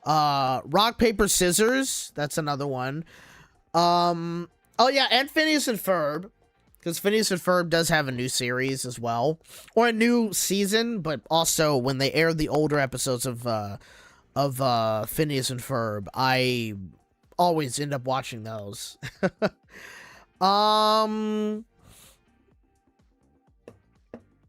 The older episodes of SpongeBob when that airs on Nickelodeon, of course. A Wild Pack, yeah, Wild Pack, right. I haven't seen it in a while, to be honest, though, but yeah.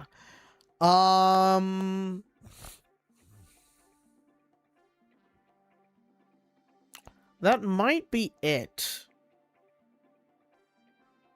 Yeah. Yeah, that might be it right now, I think. I don't think there's really. Yeah, I think that's it. That's it. Yeah. Let me know in the comments, like, what are your favorite shows that you guys are currently watching right now? Do you plan on watching regular show Lost Tapes? Yeah, I'll probably check it out. I mean, personally, oh, yeah, and Bluey. I can't believe I forgot Bluey somehow. That just doesn't even make sense for me, because I watch Bluey every single day. I did a freaking vlog last week where I went to Disneyland, and they have this new Bluey experience there now. And that was a whole thing, you know? So how did Bluey not pop up in my mind? Like, what? Doy? Sheesh. But yeah, to go back to the regular show comment, yeah, I haven't really, again, I haven't watched, like, regular show all that much recently, but I am, like, very curious to see what this new show is going to be. So, yeah, it should be interesting. For me, in terms of TV shows, I would have to say Big City Greens, Bluey, Me TV Tunes, when they air older cartoons, and that's pretty much it for me. Yeah, I haven't watched Me TV Tunes in a while. I used to watch, like, when, like, in the mornings when Me TV, I think, like, the regular channel Me TV, not Me TV Tunes, I don't know if they even still do this, but on, like, Saturday mornings, they would do an hour of Tom and Jerry cartoons and an hour of Looney Tunes cartoons. So I'd be watching that almost every weekend. And now, I try to catch Looney Tunes whenever I can, and same with Tom and Jerry. Because I do have Boomerang, and so they air those intermittently every day.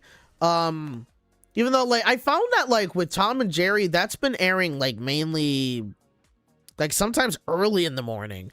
And I think on the weekends, it's a little different. They've been airing that at, like, maybe around 4 or 5 or something. I don't know, but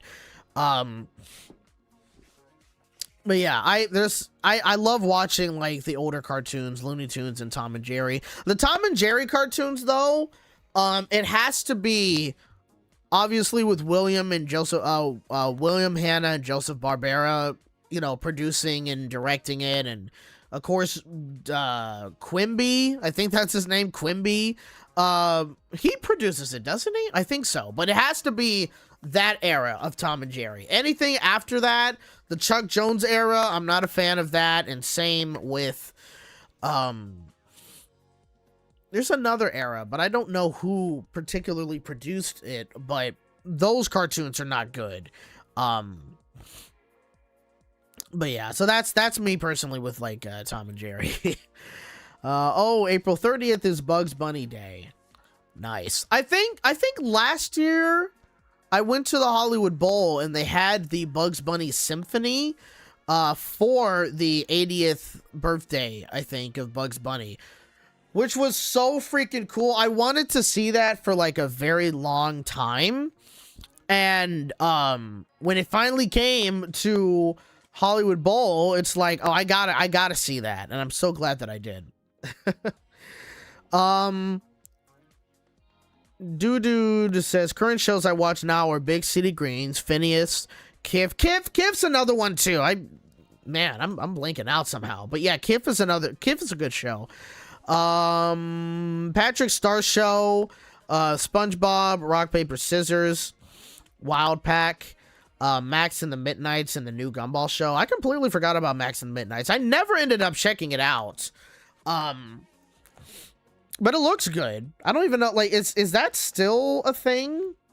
Or is it done? I don't know.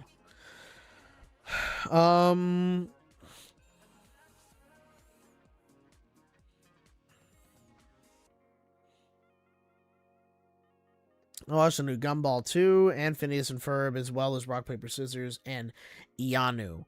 With Ianu, like, I never ended up checking that show out.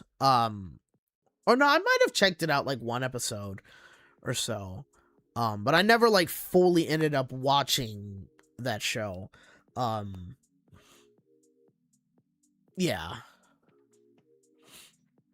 Hold on, just very quick.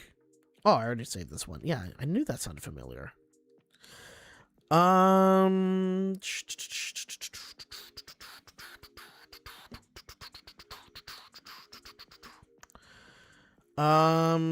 completely forgot about Kiff, and I also forgot the Ghost of Molly McGee. Those are the other two Disney Channel shows I've been currently watching on TV. I never was able to get into Ghost of Molly McGee. Like, it was just one of those shows that I just didn't care for. Like, I don't know why necessarily, but I just didn't care for it. It's kind of like, it's the same with, like, Stu-Go, right? I know a lot of people liked Stu-Go, but I never cared for that show. It just definitely wasn't for me. I think I wasn't really a fan of the characters, maybe. I don't know, but I didn't care for it. People liked it, but it just wasn't my thing. Do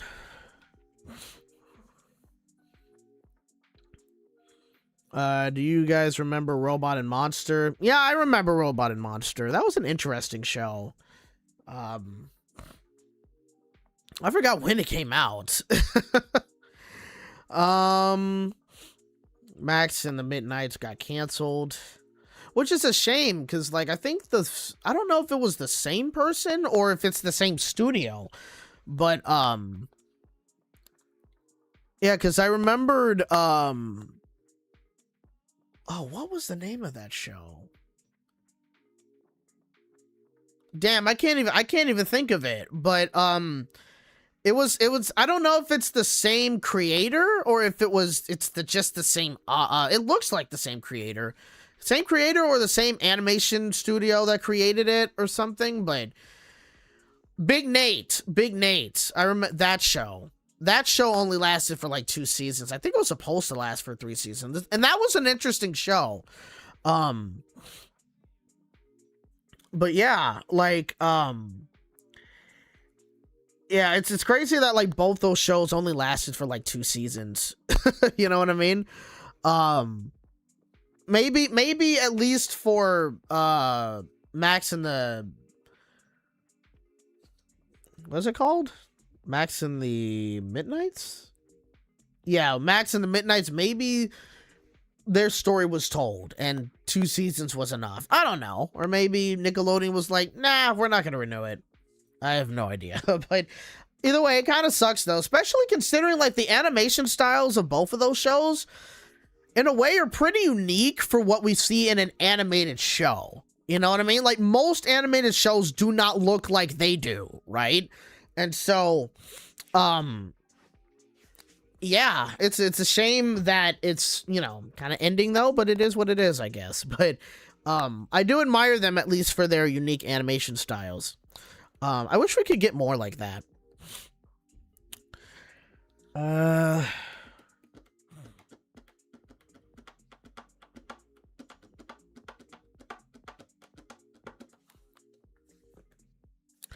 Did you hear that Jimmy Neutron is coming back? I definitely did not hear that.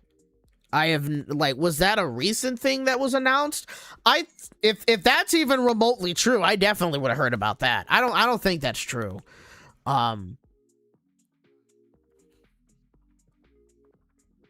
Is it?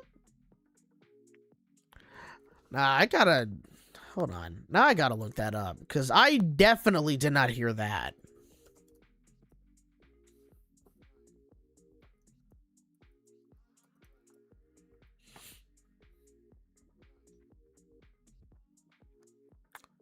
Huh. A new Jimmy Neutron project is in development, according to a screenwriter. While not officially announced by Nickelodeon, the sequel has been in development since December 2023.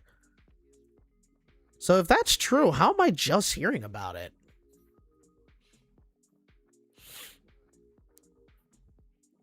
Interesting. Yeah, I'm just hearing about it right now. That's nuts.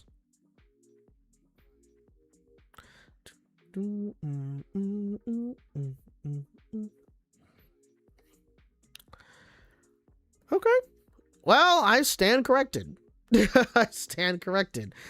I don't know if they can find a replacement for replacement actor for Sheen. Nah, you're probably right.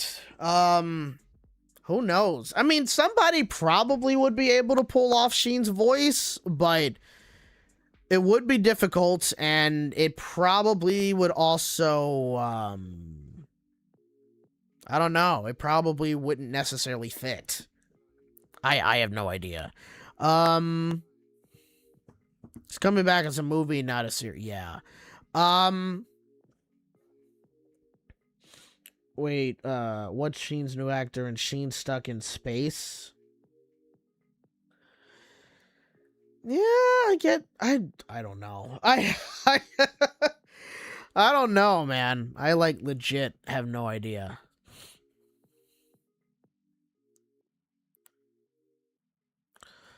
Fun fact, there was going to be a made-for-TV finale to Planet Sheen, but it never saw the light of day, which I think is fine, honestly. Did anyone really care for for Planet Sheen?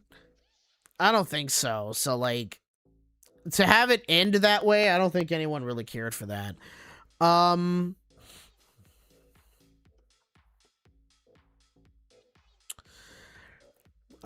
Yeah, but to me, Loud House lost its touch and is turning 10 years old. Yeah, I think I fell out of watching Loud House like after season 4, or maybe season.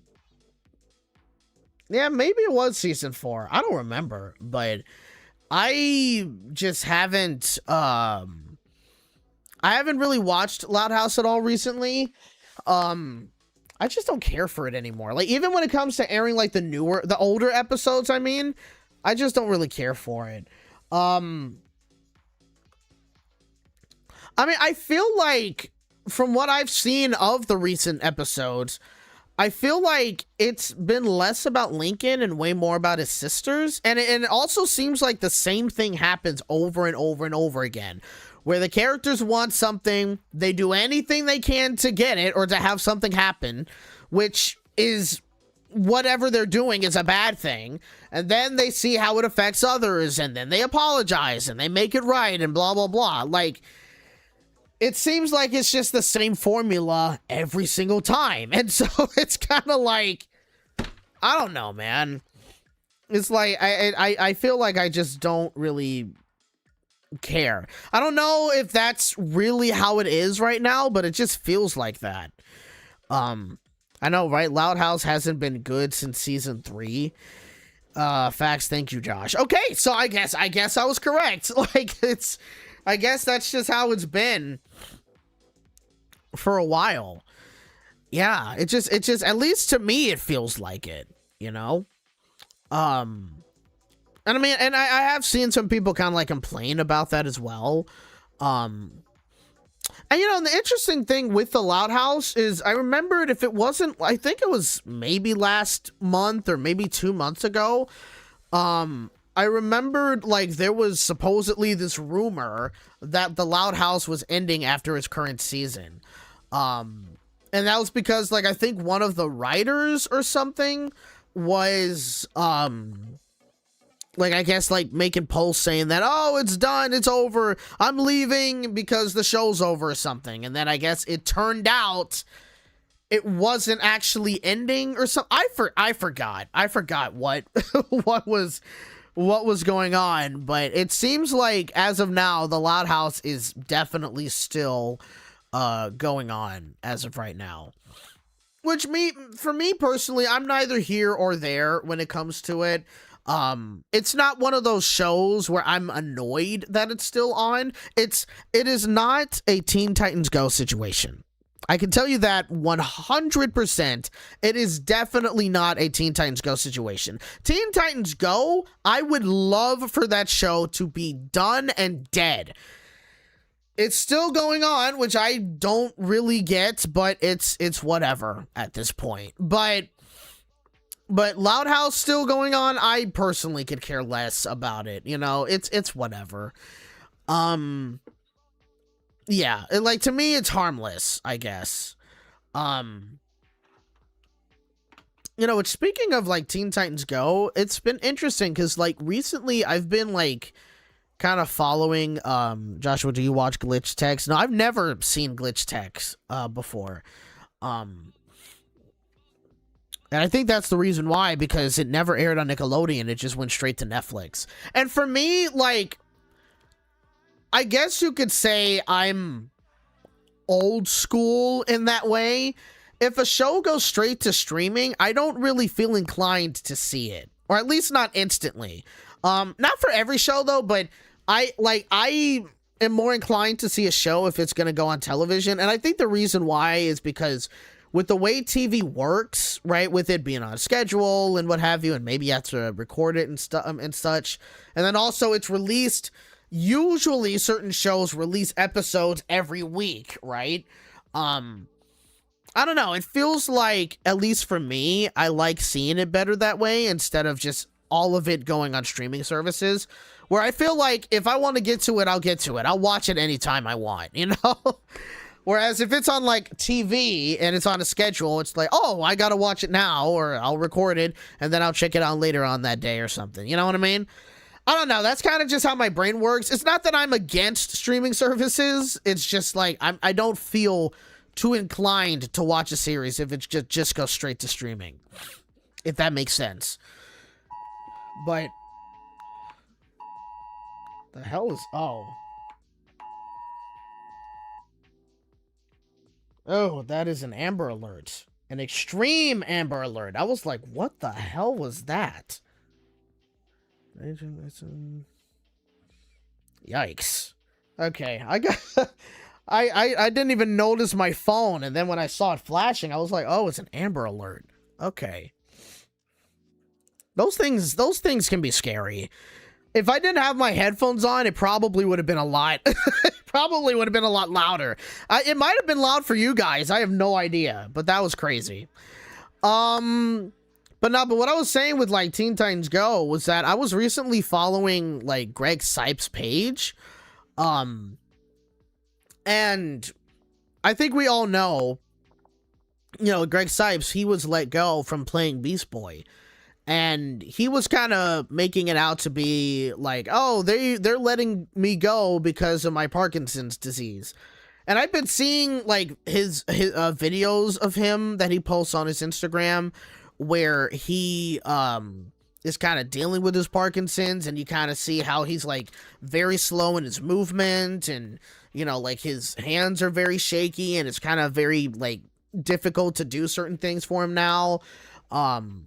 And he's kind of like trying to heal from it and what have you, and whatnot. And it's like, it's kind of crazy to see, you know what I mean? But what I also found out by searching through his Instagram pages and Twitter pages, and also seeing what people have been saying in the comments, it seems as though the reason why Greg Sipes was let go was because he was using Beast Boy, which is a character he doesn't own. He voices Beast Boy, but he has been using Beast Boy's character, I guess, to try to promote some sort of like message or something. I forgot if it was that, and that's why they kind of let him go from that role, because they didn't approve of that or something. I don't know. That's at least what I heard. I don't know if that's fully why, but it was interesting to hear that, and it's like, okay. It was kind of strange. Not to mention that even then, like, what was very interesting going on with Greg Sipes as well is that on his Instagram, he started like posting this crypto, I think it was called like Crypto Boy or something, and it was like a AI generated like animation using his own voice, you know, talking about like Parkinson's and certain other things. And the thing is, a lot of people thought he was hacked, but no, he wasn't hacked. He created that character, and he was posting AI stuff, and it was kind of like, yo, what are you doing, dude? It's like, why are you doing this? Like, you should know people are not going to be happy about that. Like, what was going on? It was nuts to me. So, I don't think he's really posted that stuff anymore. Hold on. I didn't lose the... No, sticker's still there. Okay, yeah. But yeah.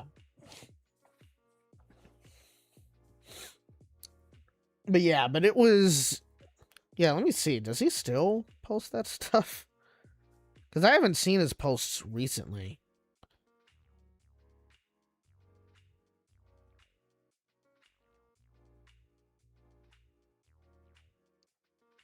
How the heck even is that? Oh, that's wow. That's crazy. Greg Sipes.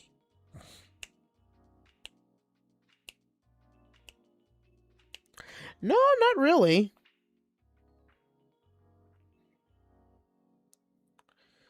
Yeah, Bitcoin Boy Official. That was literally what... The weirdest one was when he posted... Ever been to Epstein Island? No. We are not listening to that. No nice words for that dude, but we're not listening to that voice, okay? But that, I didn't even know the sound was on Instagram. But, like, yeah, he posted, like, this Bitcoin Boy AI character that he created with the president, and it had something to do with the files, and it's like... That was weird. What are you doing? That was the last post that he made, but that was the weirdest one he did. So, I have no idea what the dude's doing. He hasn't posted stuff like that again. So, who knows what that was about. But it definitely had nothing to do with him being hacked. He unfortunately was not hacked. Because he even did like a couple of live streams on Instagram where he talked about that character, that he created it and he designed it, and oh, this is a way for me to like AI, I'm just working with AI and blah blah blah. And it was like, okay, bud.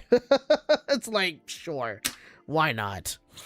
That was a bad call from Greg, to be honest. It definitely was.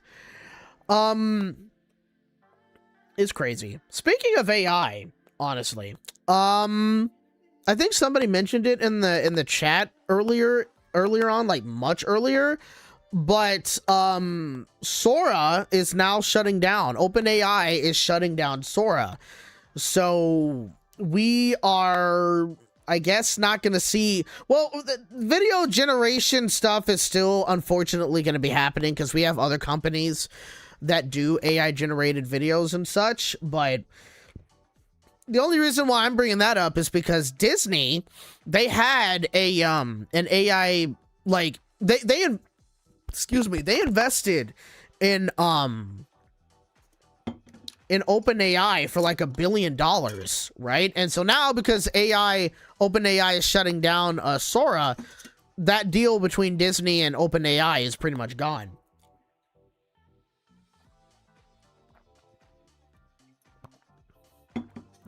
Which is wild. Which kind of makes me wonder, is OpenAI gonna give Disney back their $1 billion?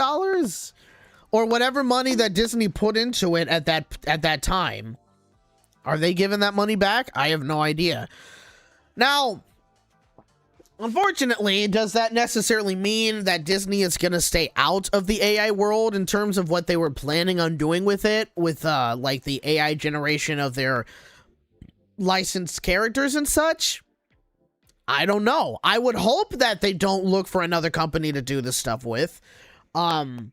Hopefully they just say, nah, let's not pursue that anymore. But I don't know, like, because it would just be bad to have them like allow people to generate AI stuff. I mean, even if they were to do it, I think I mentioned this before, or did I don't know, but like they would have like fair control as to what you'd be able to generate, you know what I mean, with these apps when it comes to their Disney characters. If they're working with Disney to do these to have, you know, the license to generate these AI or these characters and such, like I would assume Disney has like huge control with it, because you know how people are with the internet, and giving them AI generation, they can create some crazy animations. I've seen some already. You know what I mean? So they would probably definitely want to have a crap ton of control for that. I mean, with their current new CEO, I'm sure Disney might cancel this whole AI content. It's possible, because I remembered when it came to Disney's shareholder meeting last week. Was it last week? Yeah, it was last Wednesday. I think they held. It's only been, yeah, it was last Wednesday. It was on the 18th. Yeah, it was on the 18th. That was when Josh D'Amaro officially became CEO. He did like this introductory video when it came to like, you know, becoming the CEO and talking about like what he wants to do as a, you know, as the new CEO for the company and what Disney has been able to do and yada yada yada. And not once in that whole discussion did he mention AI, and he made it clear that he wants that, you know, I guess he wants Disney to celebrate human creation. Like they kind of made that clear. So I would assume that with him being the new CEO, he may not necessarily pursue this anymore, but at the same time, we have no idea. We don't know. It would be hopeful. It would be great if he doesn't pursue it anymore, but at the same time, there's like literally no way of us knowing at this point. But the thing is, with Sora shutting down, right, it does kind of make us wonder if other video generation apps are going to go the same way at some point. Not this soon, but just like later on down the line. Because at the end of the day, the reality of the situation when it comes to this AI stuff, like mainly the AI generated slop and everything, it costs a lot of money to run these data centers purely for AI. Mainly when it comes to like generating photos and generating videos. It takes up, first of all, a lot of energy, but it also costs them millions of dollars per day. Like, I think if I remember it, it costs like OpenAI, like I think Sora cost them like, if I can remember, like 15 million per day to run. Something like that. I could be wrong, but it costs them like millions of dollars to run these things, and they're not even remotely gaining any of that money back, right? Like, see, here's a example, right? Disneyland costs Disneyland Resort alone costs Disney like millions of dollars to operate that park every single day when it comes to like food and merchandise and paying staff and maintenance and electricity and the water bill, gas bill, all that stuff. Everything, it costs them millions of dollars per day to run Disney, right? To run Disneyland and California Adventure and what have you. But the difference with, say, Sora and Disneyland as a company is that Disneyland and California Adventure combined also make millions of dollars every single day. And it's so, like, I'll give an example. I'm just putting money out. I mean, putting money out there, putting numbers out there. It's not the exact numbers, but I'm just putting numbers out there, right? Let's say in just as an example, it costs Disney between $5 to $10 million to run Disneyland every single day. How much money does Disneyland earn every single day? Again, just throwing numbers out there. It's not the actual estimates or whatever, but it's roughly like what you would think it would be. Probably roughly around like $30 million a day, right? Again, as I said, these are not exact numbers, but it would be somewhat close to that ratio where it would cost like roughly $10 million to run this park, but they're gaining like 30, maybe $40 million a day, just from revenue alone, right? Whereas with Sora is not remotely even in the same ballpark there. They're spending millions of dollars. I'd say all of OpenAI in general is spending millions of dollars to run their facilities every day, right? But they're not really gaining any of that money back. They're not making millions, if not, like, the amount of millions that they would need to pay each day to run these data centers. They're not making even double or triple that in within a day either. So they're losing out on a lot of they're losing a lot of money. And I think that's what we're also starting to see with a lot of these AI companies in general, is that they're not exactly profitable. You know, with the way that the margins are and whatever, like, it's not really financially viable as of right now. And so, you know, because of this, like, they're gonna have to start making some moves. And so with the other video generation apps that are out there, like, shutting Sora is a good start, but the other ones are still out there. But how long are they going to be out there for, right? And the other thing also I think that needs to be considered is eventually they're probably, if they even remotely want to try to make any amount of money on these apps, they might have to consider raising the prices of how much, like, you can, or like they have to raise the prices in terms of being able to use these apps, most likely, which probably wouldn't necessarily work for them in the long run, because, you know, a lot of people, I think, mainly use these AI apps for free. I don't know if they really pay that much money. or pay any money at all. And if they pay some money, it's not that expensive, I think, to use. Or I could be wrong about that, but they, you know, will they still be with it if they jack the prices up to try to at least make it profitable? And if they were to do that, how many people would essentially just stop using AI to no longer generate pictures or generate videos? That's the dilemma they kind of that they're kind of facing. So it would be interesting to see what the other video generation apps end up doing, or like what moves do they make? Do they shut down? You know what I mean? True, they don't want to pay for AI. I don't think anyone would want to pay for AI. I certainly wouldn't, you know? But that's the other thing too, right? Like, it's not even just a matter of like what consumers will do, but it's also like, you know, because they're doing a lot of this stuff for investors, right? Like, that's why they were able to get so much investment within these companies, because so many investors were like, ooh, yeah, AI is the future. Oh, we got to invest in this, because if we do, oh, when it explodes, we're going to get a crap ton of money back and blah, blah, blah, blah, blah, right?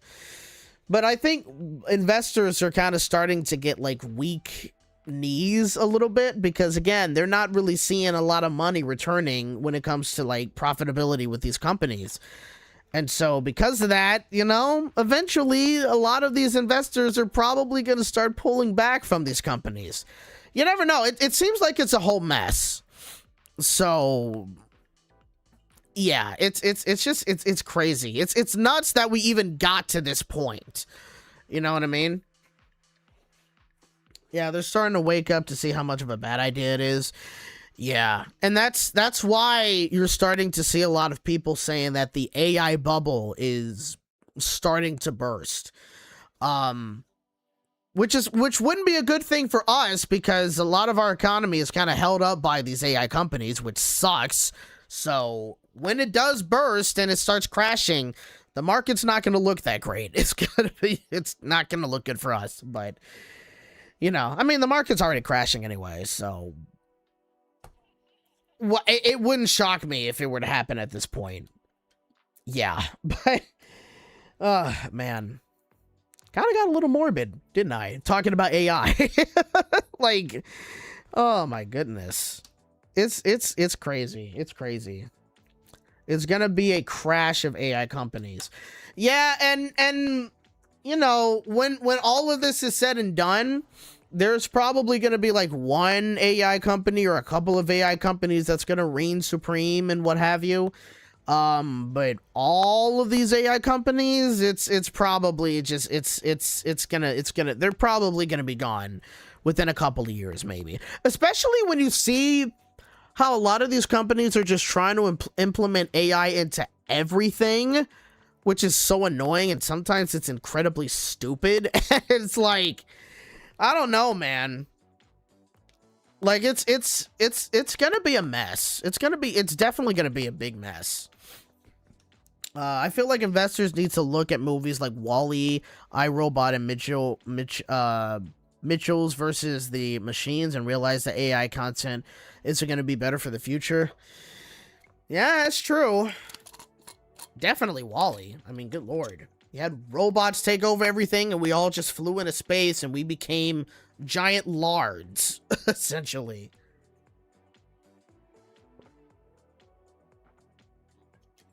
And, you know, the other thing is that when you've seen some of these companies replacing people with AI, I don't think there's been a crap ton of success stories anyway, right? Because it seems like even with like some of these AI agents or whatever, they've been messing up big time, right? Like, AI is not remotely efficient enough to still take over humans just yet, right? Like, so it's a mess. It really can't work from here on what is going on with those companies. True, there is barely any success on AI here. Yeah, so can AI truly take over? I don't know, but it seems like we're probably not there.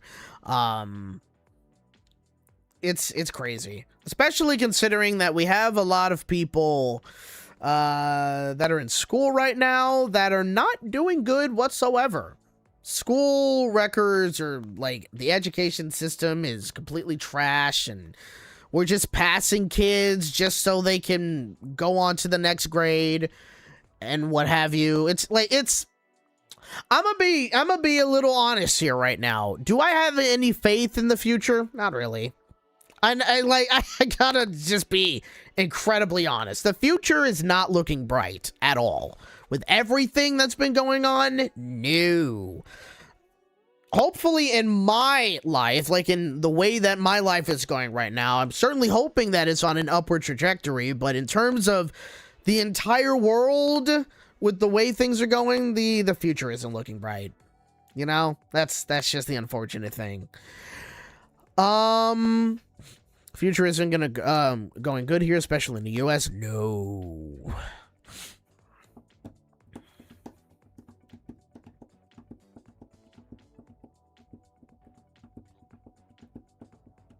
Yeah, we have some people doing the 6-7 memes, and now AI is about to change Hollywood. It's crazy how all this stuff in the world is happening when I turn an adult. Yeah, tell me about it. Like, I mean, I literally, like, 10 years ago, I was able to vote. And, well, we all know what happened. And we had to deal with this particular person for over 10 years. Oh, my goodness. It's, yeah. But buckle up, Josh. It's going to be a bumpy ride this year. Oh, no, absolutely. Like, I already know. Like, I went into 2026 with very low expectations. And I'm already, like, I have no faith that this year is going to go any good at all. Just in general. You know what I mean? And so, when it comes to 2027... I'm not remotely, like, this the whole thing of, like, oh, we're going to say, oh, next year is going to be our year. Next year is going to be a good year. I'm not entertaining that whatsoever. I'm just not going to. Sorry. Nah.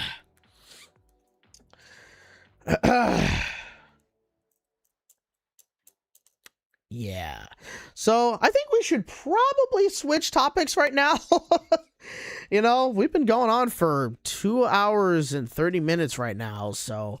Yeah, I don't even know if there's really much else to talk about, to be honest. I don't know. Do you guys have any other topics you'd want to mention, or, well, it's 6:31 right now, so for some of you, I don't know if any of you guys are on the East Coast, but for some of you, it's 9 o'clock right now, so, but, yeah, it's currently what? Spring break for some people right now? I think in LA or in SoCal it's yeah, this week it's spring break right now for Southern California. Or at least, yeah, certain parts of Southern California.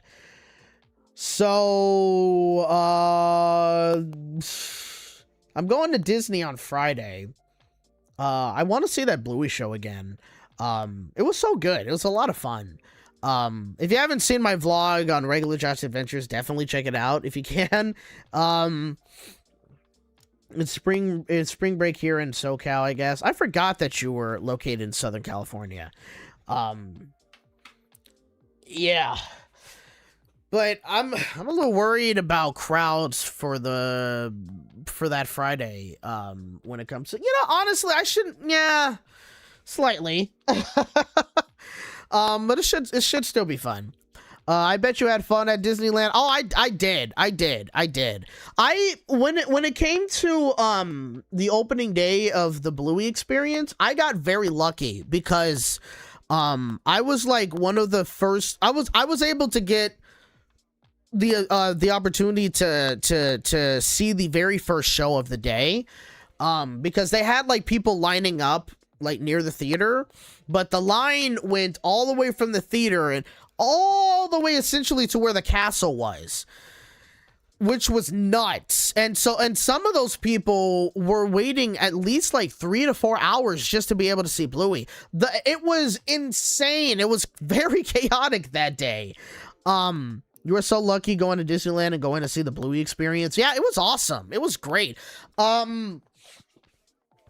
Yeah, I was very lucky to be able to, like, because I rope dropped Disney that day, so I was in the park before it opened, and once it opened, I went straight to the Bluey experience because I knew the lines were going to be long and I knew people were going to wait for it for a long time, so I instantly got in line and waited for about like an hour before they actually opened the experience and let us into the theater at like 9 o'clock. And then the first show was at 9:30.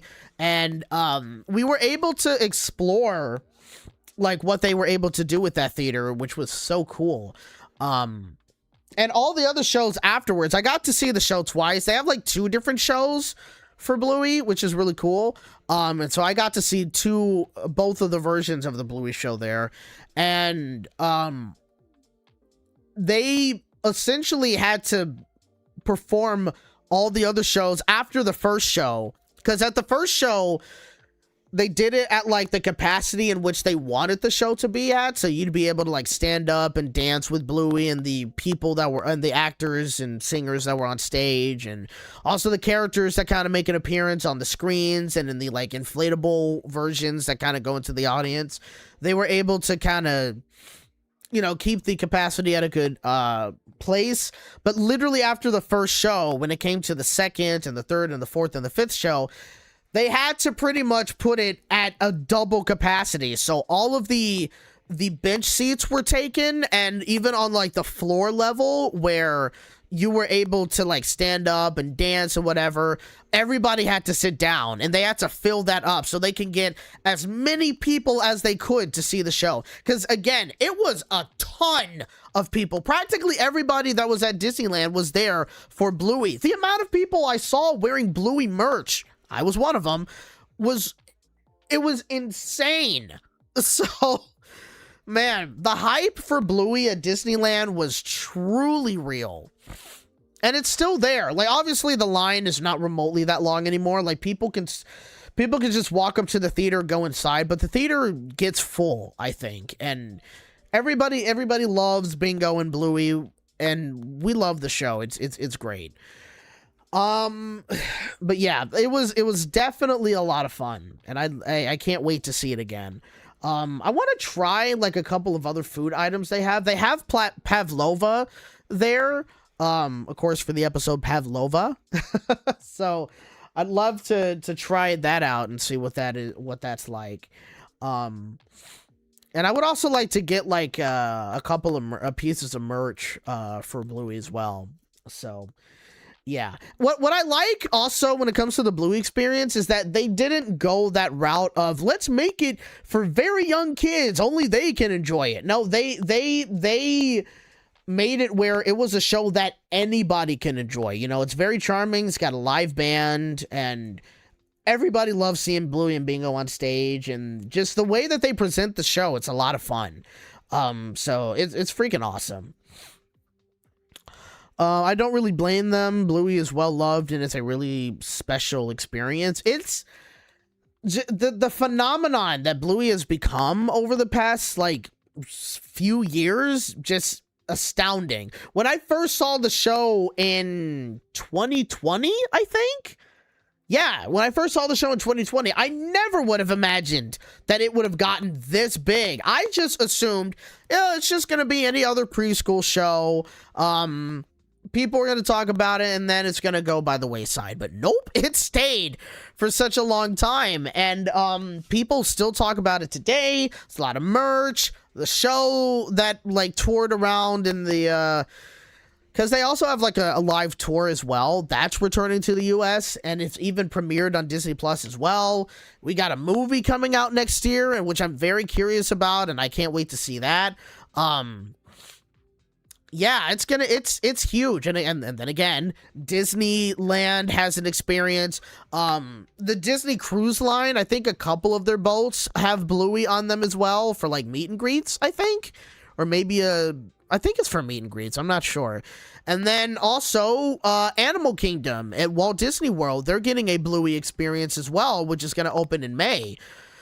So Bluey is everywhere. It is everywhere. Like, even I think in the UK, I think there was like a little theme park or something that opened their own Bluey Land or something. So it's taken the world by storm, dude. It's crazy, but yeah, it's nuts. Great that they allowed all ages to have it. Yeah, like, I'm glad they made the show in such a way. Obviously I'm not talking about the animated show. We all know that it's enjoyed by everybody, but I'm talking about like the show that's at Disneyland. I'm glad that they made it in such a way that everybody, from little kids to teenagers to adults, everybody of all ages can watch the show and find reasons to enjoy it and to love it and find it charming and everything like that. Like, I'm glad that they did that. You know what I mean? So it's great. But yeah, I'm very excited to see it again come this Friday.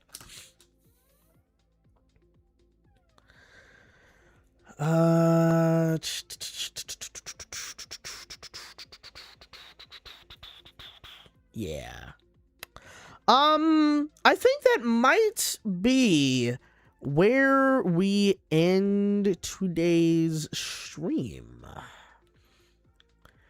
Yeah, because it's 6:39 right now, and I probably should get ready to eat something. Here's my hot take: Blue's Clues is better than Bluey. I definitely would not compare those two, because those are definitely two different shows. Like, it's not. Yeah, I couldn't really, I can't compare Bluey to Blue's Clues. You know what I mean? Like, one is an interactive show, of course, with a human host and everything like that, where another one is just a simple cartoon that, like, tells stories and what have you. Like, I would definitely not compare the two. Now, what I can say, though, when it comes to Blue's Clues, it turns 30 years old this year, which I didn't even remotely think about, but yeah, Blue's Clues is 30 this year. Somebody also is turning 30 this year. Yeah. Whew. Yeah. Crazy. I can't believe it either. Turning 30. Good Lord. But yeah, but Blue's Clues turning 30 is nuts. I doubt Nickelodeon is really going to do anything for Blue's Clues 30th anniversary. But it would be cool. It definitely would be cool if they did something. But you never know. Still young, Josh? Yeah, I still feel young, trust me. Like, I still can't believe, like, 30. That's just nuts. But it is still young. I still feel young, all that, so blah, blah, blah, blah. But don't be Unk Josh. Absolutely not. Nope. But anyway, yeah, I think that is it for me in this stream. It was fun. It was definitely fun. I know I was slightly kind of like lower energy in this one because I was a little tired. But yeah, like it's been fun. It's been fun. I should have done more live streams. But I'm definitely gonna try to do more now, because again, these live streams are a lot fun for to do with you guys, because I like chatting with you, especially when I'm not doing a video. But yeah. I'm glad that you guys were able to join in on this live stream today, an unexpected one. If you guys are doing spring break, I mean, I think a lot of you guys are my age anyway, or roughly around my age, like in your 20s to 30s and such. So either way, like, you're either working or maybe you're on a vacation or something, or you're celebrating spring, whoever it is, even if you're still in school, you know, hopefully you're enjoying your spring break. And if you do have time off, hopefully you enjoy your time off. And next Sunday is Easter. So if you celebrate Easter, because I'm most likely probably not going to come back for a live stream next week, and then maybe I will, I don't know. But if you celebrate Easter for any reason, whether it is religious reason or it is just because you like rabbits and you like Easter eggs and candy and all that other fun stuff, I hope you guys, I wish you happy Easter. So yeah. So yeah, Blue Bay animation, Anatunimation 1 2 3 4 5 6 7 3 9 7 6. Scrat the saber-toothed squirrel. Silver Star says, I turned You Don't Want to Know in February. I guess you turned older than I did, I guess. I don't know, but Silver Star, JJ the Bulldog, Scavenger Wolf, and I think that is Jabari Rant, Jabari Rant. Yeah, I think that is everybody. Like to say thank you guys so much for joining in on this stream. Hope you guys have a good rest of your Sunday. If you haven't eaten, go get something to eat. If you're tired, go ahead and get some rest, and have a good rest of your week. And hopefully I got it right. Good score. Awesome. But yeah, I hope every single considerably older. That's all I'll say. Okay, then we won't obviously we won't discuss that. But yeah, shocked that anybody older than me is watching me. I wouldn't have thought that, but okay. But yeah, thank you guys so much for joining in the stream. Hope you guys have a good rest of your night. Have a good rest of your week. And again, if you celebrate Easter, happy Easter, everybody. Because I most likely won't be here next week, and maybe I will. I don't know. But yeah, thank you guys so much for joining in. And remember, you're hearing it from a regular bunny in a regular world. Peace out. Thanks for watching. Take care, everybody. Love you all.